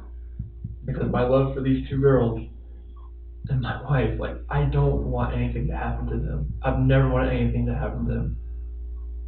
No matter if me and my wife separate or not, or divorce or anything, I never wish harm on anybody, on a human being in general. Like, just seeing that picture, like, I want them just to run through that front door and just grab me, or just just tackle me, knock me to the floor, bust my head up, I don't care. The amount of love I have for my family is exponential, and it's never gonna die. And I want them back. Okay. I have to have them back.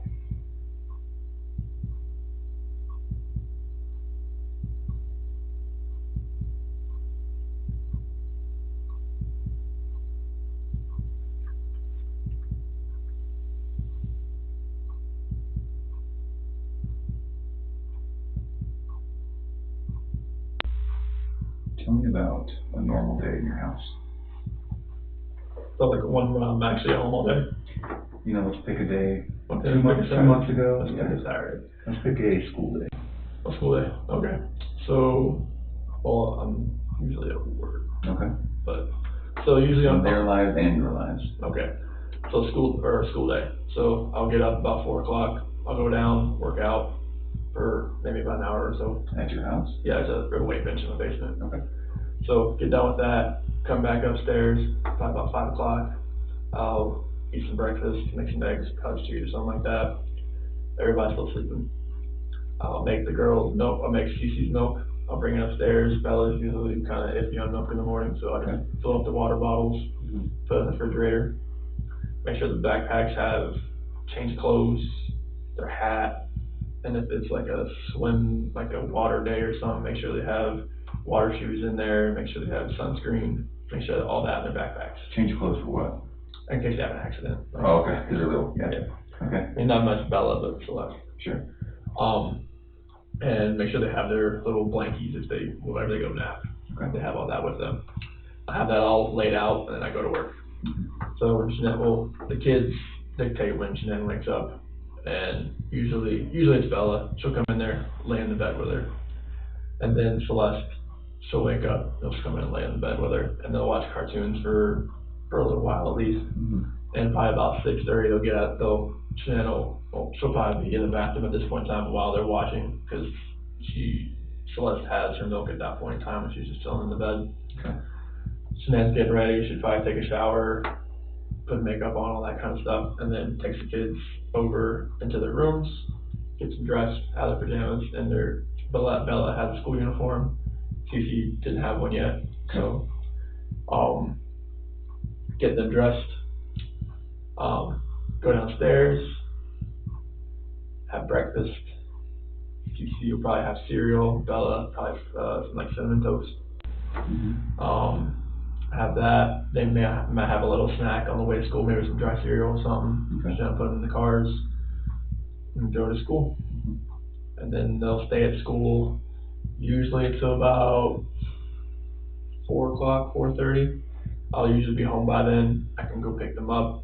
I go in there, sign them out, get them in the car, drive back. They'll be screaming the whole way because they want mommy. Because that's what they do after a long day of school. And get home. Sure, I'll have something for the girls, being whatever they want. Either might be pizza, sometimes they want French fries, sometimes they want chicken nuggets, sometimes kibasi, just whatever. Most of them, they have butter noodles, they love that. Okay. So send them wash their hands, send them at the table, and they'll eat their dinner. Get them all washed up, get them dried off, get some lotion, get their pajamas on, back downstairs, have a little nighttime snack, they'll pick it, Cheez-Its, little wafers, something like that. And they'll sit on their little couches and they'll watch a cartoon until about 7 o'clock, and then between 6:30 and 7, we're giving them the medicine and any medicine they need at that point in time, if one of them has a fever or whatever else.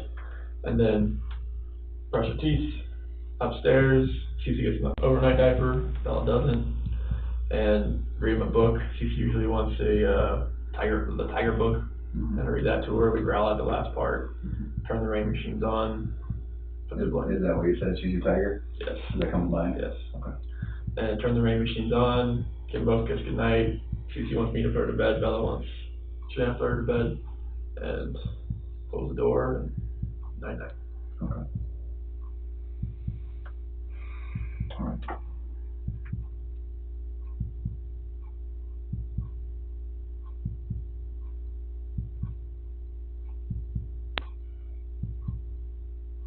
Can we talk a little bit about the morning that they disappeared? We already talked about 4 o'clock alarm, prep until 4:15. Correct me if I'm wrong. 4:15, this challenging talk starts. You leave somewhere around 5:30ish, 5:20 something, 5:27. And then what was your day like? So I went out to locations. Where's that? The oil locations. Oh, locations. Okay. Yeah. So I worked out on those old locations until 12:10. That's when I got the doorbell visitor notification. What do you do out there? What do you do at work? I'll operate the oil and gas locations we have running. Oh, okay. Yeah, like either maintenance or just like inspections or like trying to get them running again type of thing. And are you the guy with the wrench or are you the boss? I'm one of the field coordinators. Okay. So like the area we have is it's really big. So like I have me and 2 other guys are field coordinators. Then we have 2 rovers, which they like go around to the area and they help other operators. And we have 6 route operators. Okay. So the field coordinators, we kind of get everybody like, all right, this is what we're going to do today type thing, and disperse type thing. So then when you left at 5:30, which location did you go to? So the Survey 319. Which is That's a well location. Is it a well location? Yeah, we have the Survey 1029. Survey? Yeah, it's just well names. Survey? Yeah. Like SERVY? Yeah. Okay. And then there was the 1129, and we say the 1029 most of the day. And so these are numbers I don't even understand. I know, there's like section number, well number type things. Okay. That's how they name them. Okay. So then it might be that, God forbid, 2 weeks from now, we're still looking for them. And it's going to be very important that all of this can jar your memory, right? Yeah. So I'm taking notes. Survey what? So we have the 1129. Where'd you go first? The 319. 319. Where and what crossroads would that be? Oh, it's out in the ranch. Oh, okay. Yeah. Survey 319. Okay. Yeah. How long were you at Survey 319? Probably about an hour. Okay. Just telling the boys what to do? I was out there checking a line that we had leaking on Friday. Okay. Okay, and that took about an hour? Yep. Then what? Went to the 1129. Okay. Again, is that just in the middle of a ranch? Yeah, it's the same ranch. Okay. Oh, so how far away? Not far. Walking distance? No. Oh, Walking. that's a big ranch. Yeah, you don't drive there. Okay. How long were you at 1129? Probably about 20 minutes or so. Doing what? I was just doing an inspection over there, see if I can get the well to run again. Okay. This one you have to kind of run manually. Okay. And then where? The 1029. We were there most of the rest of the day. Doing what? We're trying to get a pumping unit to pump back up, and stuffing box rubbers were leaking and the rods were smoking, so we had to replace them. That's what took a very long time. And how long were you out there? The rest until 12:10. So 6, 7 hours. Well, yeah, like, 5, yeah. 6, okay. at least like 5 hours. It seemed like 5 to 6 And hours. were there people with you? Oh yeah, there's people with me. Like I gave them the names. Okay.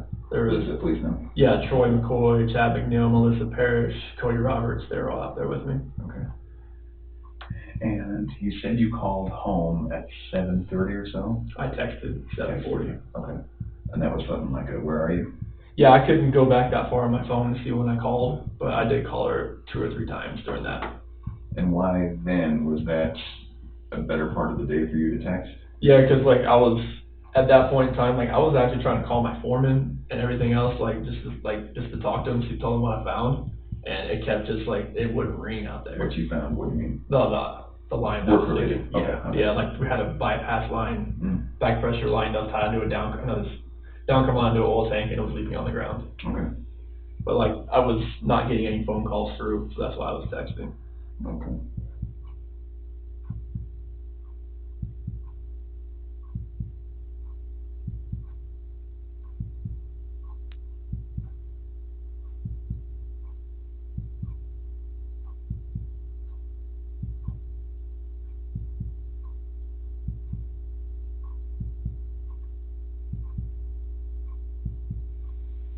Okay.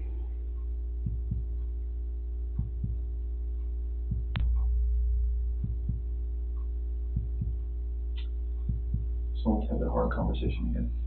Okay.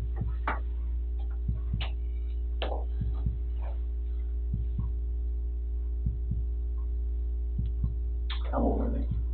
4 and 3. So it'll be 5 in December. Okay. You can imagine that every day that goes by, It's harder to find. where we don't find your girls, it's going to get harder to find. We're going to have less clues. Things that we need to get and we need to use, the methods that we need to do to find them are going to start getting blown away by weather, getting re-recorded over themselves that the surveillance board is going to tell us. All of that is going to disappear. Okay? And that's why we're going to spend so much time today, tomorrow, as in the front as we can, right? You can also imagine that every day that goes by, we're going to be looking for the managers. Okay? And you can imagine that we're going to include you as that man. So, let's talk about that. I think that you're trying to put on a brave face because you're a man and you're a father and you're a husband. I can tell that there's just something you're not telling me. And I'm not sure what it is. I don't know why that is. I don't know why you're not telling me, but there's something that's making you a little bit uncomfortable. I just don't believe some of the things you're telling me. Okay, I just don't. Simply do not believe it.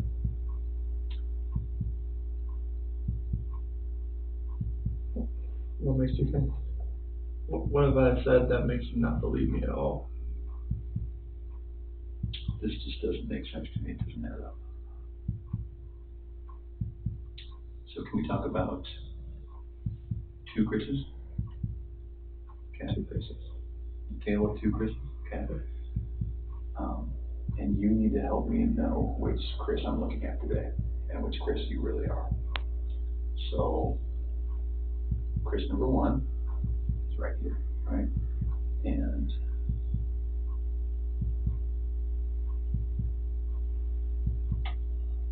fell out of love with his wife. Okay. Started wondering what it might be. He didn't have a wife to take care of and a girl to take care of. Spent some time alone, liked that time alone, came home, may or may not have had a conversation about how to get out of this marriage or how to fix it, but probably how to get out of it. Is looking at a bachelor pad in Brighton and did something terrible to his wife and kids. And that may have been an accident. And I think it was an accident. That's not the Chris you're looking at right now.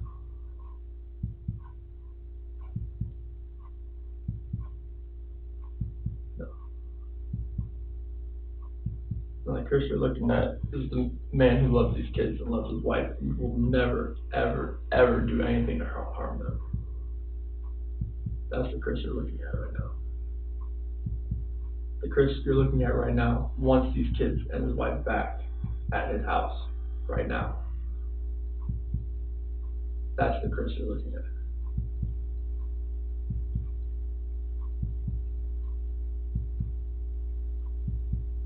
Why didn't you call 911? I didn't think anything was wrong. I think you knew what was wrong. I did not know what was wrong, sir. I promise you that.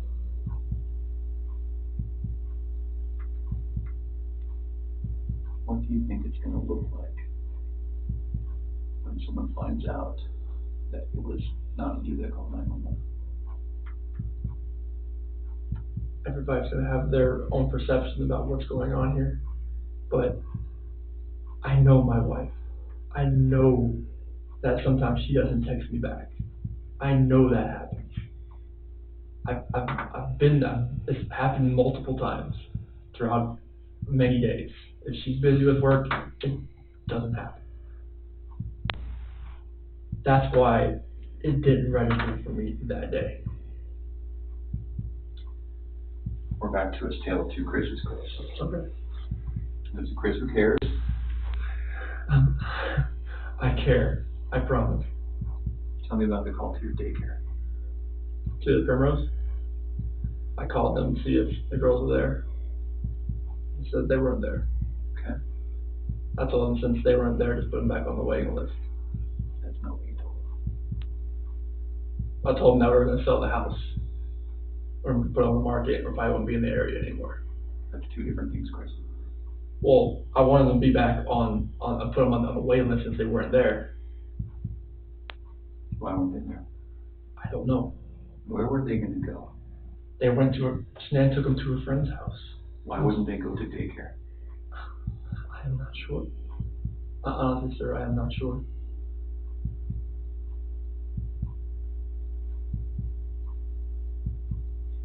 It's hard for me as a father to talk to you about this. I know. Not because it's the hardest to talk about. It's because I'm worried about your daughters under your care. You shouldn't have to worry about them under my care. I watched them all weekend. I went to a pool party at Jeremy Lindstrom's house. It's like, I love those kids with all my heart. Nothing in this world would ever make me do anything to these kids or my wife. When you walk out of this room, there's nothing I can say to a room full of police officers that's going to convince them that you have nothing to do with this. I know. You know what they think. I know what all they call it. Yeah. Here's a guy who didn't call 911, who woke his wife up at a ridiculous hour because she was so guilty about something that he had to get it off his chest and say, I don't love you anymore, I'm leaving you. That didn't go well. Okay, so what happened? She told me she wanted me to wake her up before I left. That's why I didn't just wake her up, like, just to tell her this. Like, I woke her up. That's what she wanted to do, and we talked. Like, usually at 4 a.m., I wake up, I go down and work out. This day, I wanted to talk to her about this.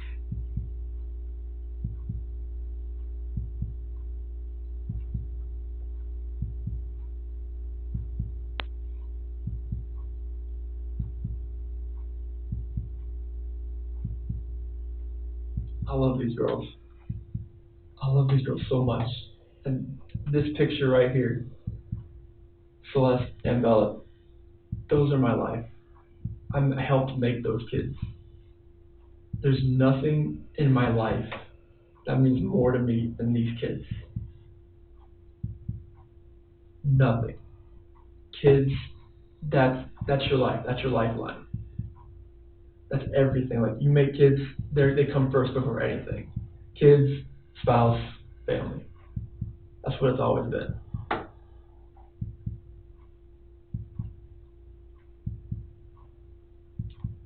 Nothing you've told me tonight makes sense. Nothing you've told me tonight feels like the truth.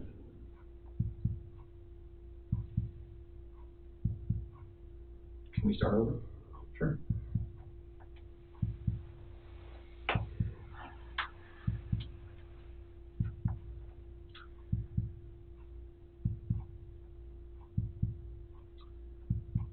I think that there's something that happened that got maybe a little bit out of control. There was no fight. There was nothing physical. It was a conversation. There's no, we didn't raise our voice. Nothing.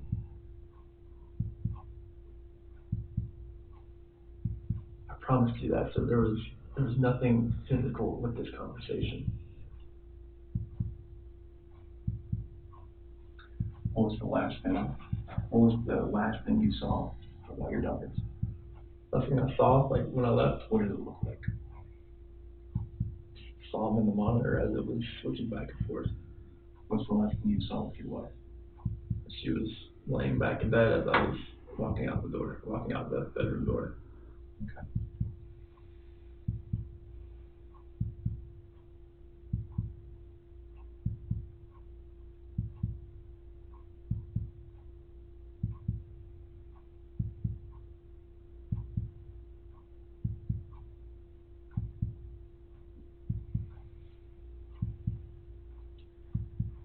When we find the guy who took him,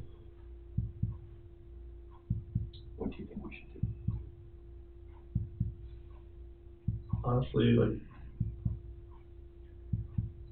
they're gonna come home safe, correct? When you find the guy. When we find the guy, they're going to come home. Life in prison would be that's what I would think with 2 kids that are involved. What if he hurt them?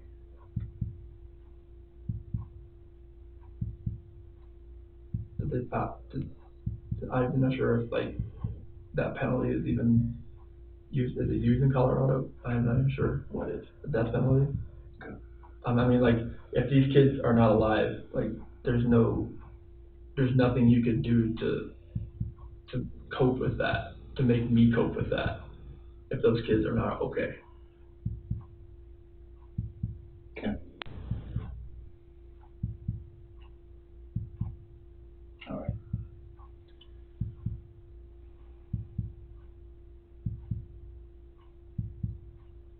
What was your plan after you got separated? Try to get an apartment. Yeah. Nearby? Oh, we'd just go our separate ways. Like, I would probably get an apartment. She would try to sell the house first, of course, before we could do anything with that. Mm-hmm. And hopefully, like, try to get an apartment somewhat close. Okay. So that, like, it's a 50-50 thing, like, because I was going to go on an 8 and 6 schedule in September, Okay. and then I would have 6 days off, and it would be perfect to, I'd have kids for half, and she'd have half, and that would work. All right. Tonight's been pretty intense, I can imagine. How are you feeling? I've slept like 2 hours last night, so I'm like running on empty right now. But I know, I can see it. So why don't we do this? I'm sure you don't mind if we take a break for the night. I'm sure that you are feeling some of the pressure from me. Okay. you're doing your job. I wouldn't be doing my job if I didn't grill you a little bit, right? I've seen you telling 2 different guys. Like, honestly, like, I've seen like where you're smiling, and I've seen where it's different. Yeah. Yeah. You're doing your job though. Like, I can't fault you for anything you've asked. So can I make a commitment to you? Yes. Okay. I'm going to commit to you that we're not going to stop working until we find them. Okay. Okay. And I want to commit to you that there is going to come a time when you're going to feel this pressure from other people. I'm not the only one who thinks that there's a possibility you have something to do with this. Like another FBI agent, like pressure, or like just like Everyone. okay. Everyone, Chris. Okay. Have you ever watched the news and said 2 girls and a pregnant woman go missing? Okay, if that's all you heard, what do you think the public thinks? Husband. Okay. So I'm going to make a commitment to you, okay? I'm going to commit to you that I'm going to be your guy, okay? I'm going to be your guy that handles the investigation, okay? And I'm going to be your guy that you can come to, okay? Because I hope that you realize I'm a nice guy. Tonight we had to talk about some tough things, but I hope that you know that I did it respectfully. I think that you can see that. And so as we go on through tonight, the hours, the days, and I hope we don't get to hours or days. I hope it's minutes, right? Until this is over. Yes. But just in case it's not, I want you to know that I wanted to be in this room tonight. I wanted to talk to you. Okay. Okay? And I hope that you want to talk to me. Okay? When you have questions, when you have concerns, I want you to call the detective that you work with, and I want you to call me. Okay? I want you to know that if you have a question, if you think we're not doing something enough or well enough, I want you to say, I gotta call Grahm. I gotta call Dave. Okay. Okay? When you need to have a night to yell at somebody and maybe have a good cry, I want you to call me. Sure. Okay? I can't imagine what you're going through. I just can't. Today's been the whirlwind from, like, yesterday I thought she was just at somebody's house. And today with the drones, the police, and the news, I look like a scene out of a movie. That That's too much. That's too much for one person to handle. my dad's flying in tomorrow. Good. Okay. So your dad who else do you have? Nick and Amanda, Dave, Jeremy. Okay. Now, you only know me for 3 hours, but I want to be part of that team. Okay. Okay? I want to be part of the team that helps you, and I want you to be part of my team. Okay. Okay? Tonight, when you go home, one of two things is going to happen. You're going to pass out because you're so tired. Okay? And that's probably not going to be what happens. Your head's going to go race. Okay? So tonight, when you lay down and your head starts racing, there's going to be things that come to your mind. Okay? This always happens. Always. It's very natural. You're going to say, I wonder why he asked me that. Okay? You're going to say, screw him. How dare he accuse me? Okay? You're going to say, I wonder if they thought of this. Okay? And then you're going to say, I probably should have told him something, or this, or that. Okay? Those are the most common things. When those thoughts come to your head, I want you to call me. I want you to call Dave. Okay? It's fair for your mind to race, so I want you to call me. Okay? You need a lifeline. You need someone you can call. I want to be that guy. All right? And I want you to know that if I didn't accuse you a little bit, you'd probably wonder if I was good at my job. One of my buddies, he is straight with me. He was like, dude, no veil, like, none of this looks good. So it's like, he's like, I'm not gonna accuse anybody, but like, I'm not gonna be like, he has his wife and their friends. It's like, they won't talk to you right now. Yeah. I'm like, So we had this Chris, right? Yeah. Okay, let's talk about the other Chris. He's right here. Okay. I can see that you're a good man, right? You don't have beautiful daughters with good clothing that look well fed, right? Children that are unhappy don't smile like this, okay? And those are beautiful kids. Those kids have a good dad, and I know it. I just see the picture of someone's phone. Yeah. It's a better one, but it's just, I'll show it to you. Those kids have a good dad. Good dad that feeds them and that loves them. I was very impressed when I asked you how their day was about how involved you are. Okay. See this on the weekend. A lot of dads don't get second pairs of clothes and cook eggs and give them snacks at night. You know, a lot of men, that's woman for it, right? I like to get involved. But you're not that kind of guy. Okay.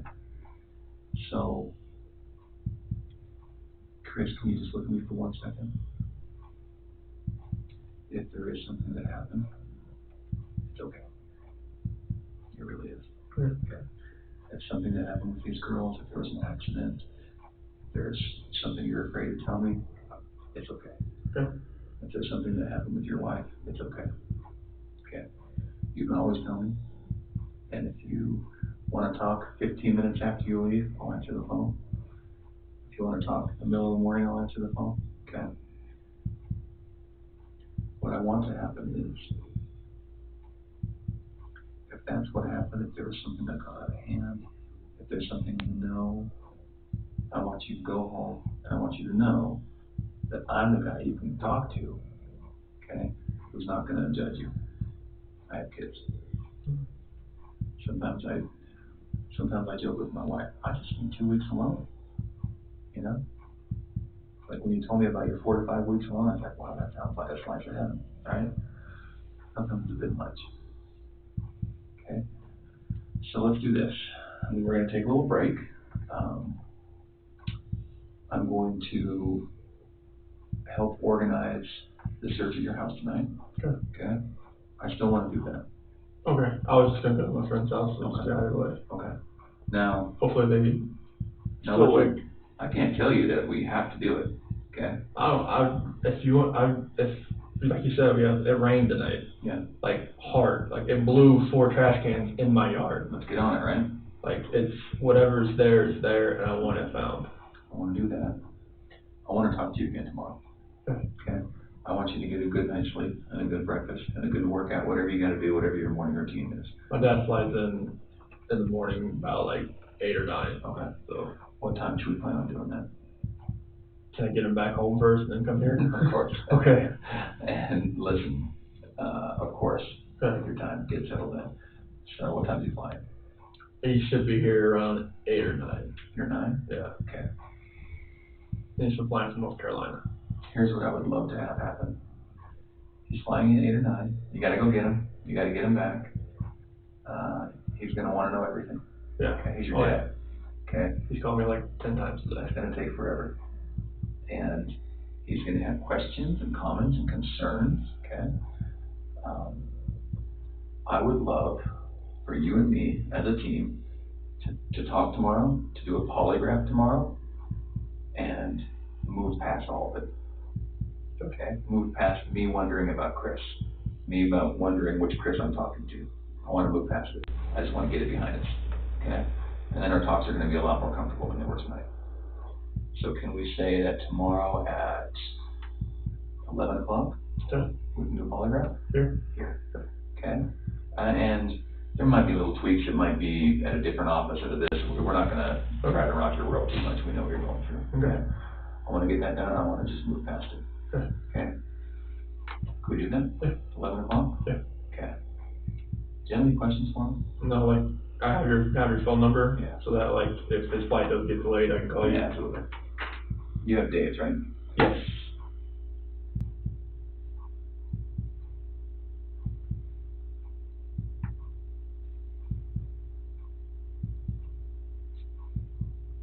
You based that up here? Oh, yeah. Okay. Yeah.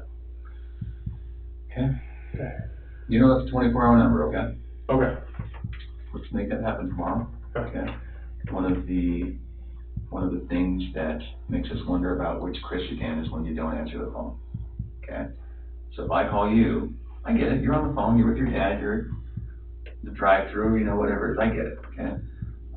If you go a whole day without calling me back. Oh no, that's not gonna happen. Can we promise each other we'll answer the phone? Yeah, like I'm not going a day. Like if I'm with my dad or like I have other calls coming in, like I'm getting back to you. Okay. There's no Okay. Your dad's coming tomorrow. Were you guys planning on staying here? Oh yeah, like he's gonna stay at my house. Like Okay. that was the thing. Like I don't want to be in that house by myself. Okay. That's why I'm staying with my friends tonight. Okay. Because I can't be All right. in that house again. Like, Have you already packed for your friends tonight? I got it in my car. Okay. I was actually about almost there when I was calling me. I was like, Okay. yeah, I'll turn around. I'm sorry. No, you're good. I was like, I'd rather get this rolling right here. Sure. All right. I hope you realize I'm someone that you can call and trust. And again, I put the screws to you, but that's because I need to. I know. Okay. You did a really good job tonight. Okay. Okay. Do you have any questions for me? No, just Okay. we gotta find these two and my wife. I'll show you the other picture on my phone. Okay. Let me go see She's done with it. Yeah. Let me go see where they are with the phone. Okay. And then we're gonna If you're gonna go to your friend's house, then we might not include you very much at your house. Yeah. Okay.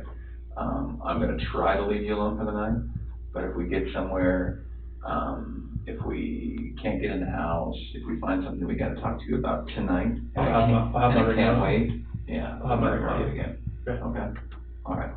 Anything else? Just try to find them. No, okay. I know. I appreciate you coming in tonight. Mm-hmm. All right, give me a few minutes. Talk to you. It's aggregated right now.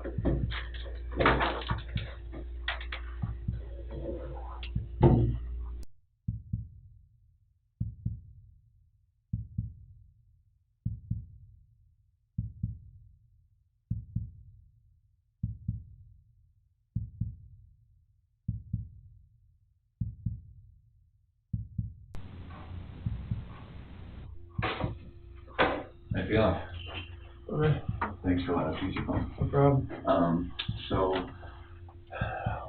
we're trying to figure this out, without sending you home with a bunch of questions, right? Gotcha. We'd like to be able to tell you, this is our plan for tomorrow. So far it looks like, some of the things we need to do at your house are better at night and some are better in the morning. So we're gonna probably split the difference and start very early in the morning. Now, between now and very early is probably about 3-4 hours, right? Okay. Is it possible for you to not go home during that time to your house? Okay. Can you go straight to your friend's? I'm gonna show my friends right here. Okay.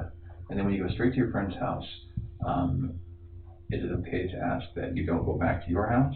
You just call me and give me a word. Okay. All right. Safe. Okay.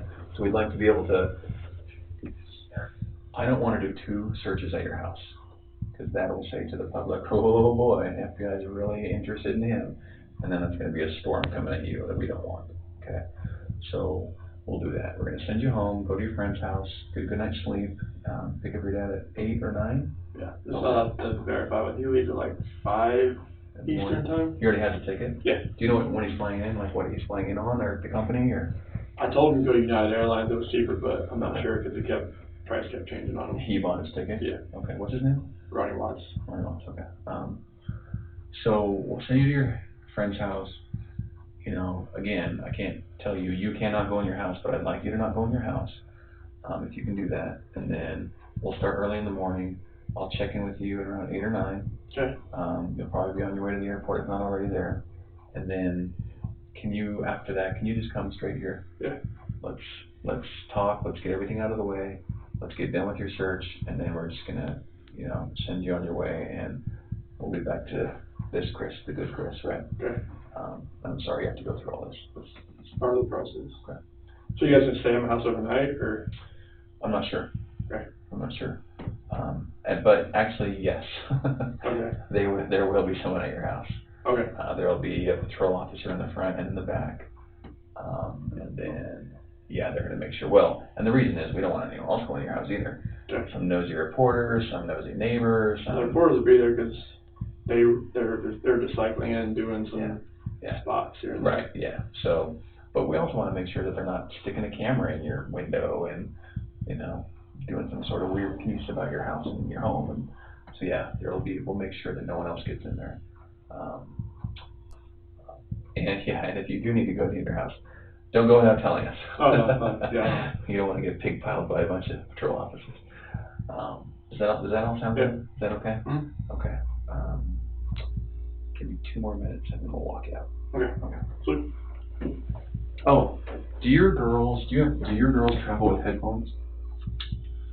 They had them on the first trip there, but I hadn't seen them wear them on back. What do they look like? Like little unicorn type things. Over the ear? Yeah, they kind of slide over. Okay. Were they like colorful? They're gray and pink, I think. Do they ever take them shopping or anything? No. No. That's the only time they ever used them. Oh, okay.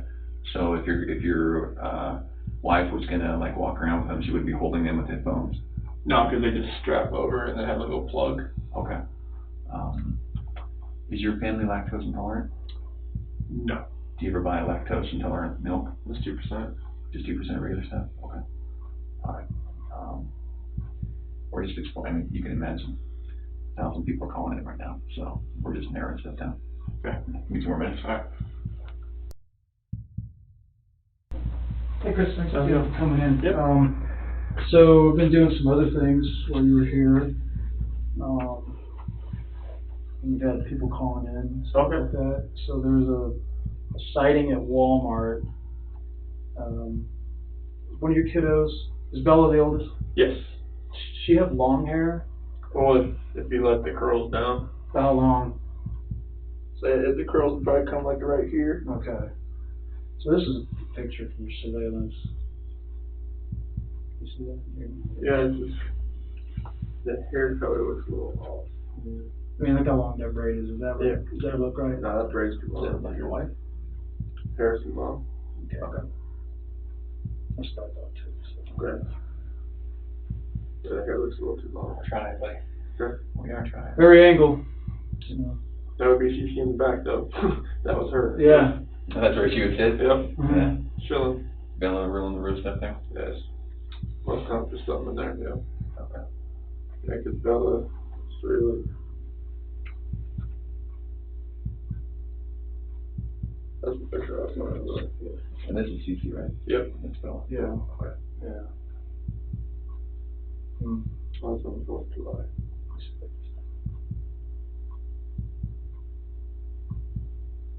Yeah, this is not much different, but it's got a lot longer Yeah.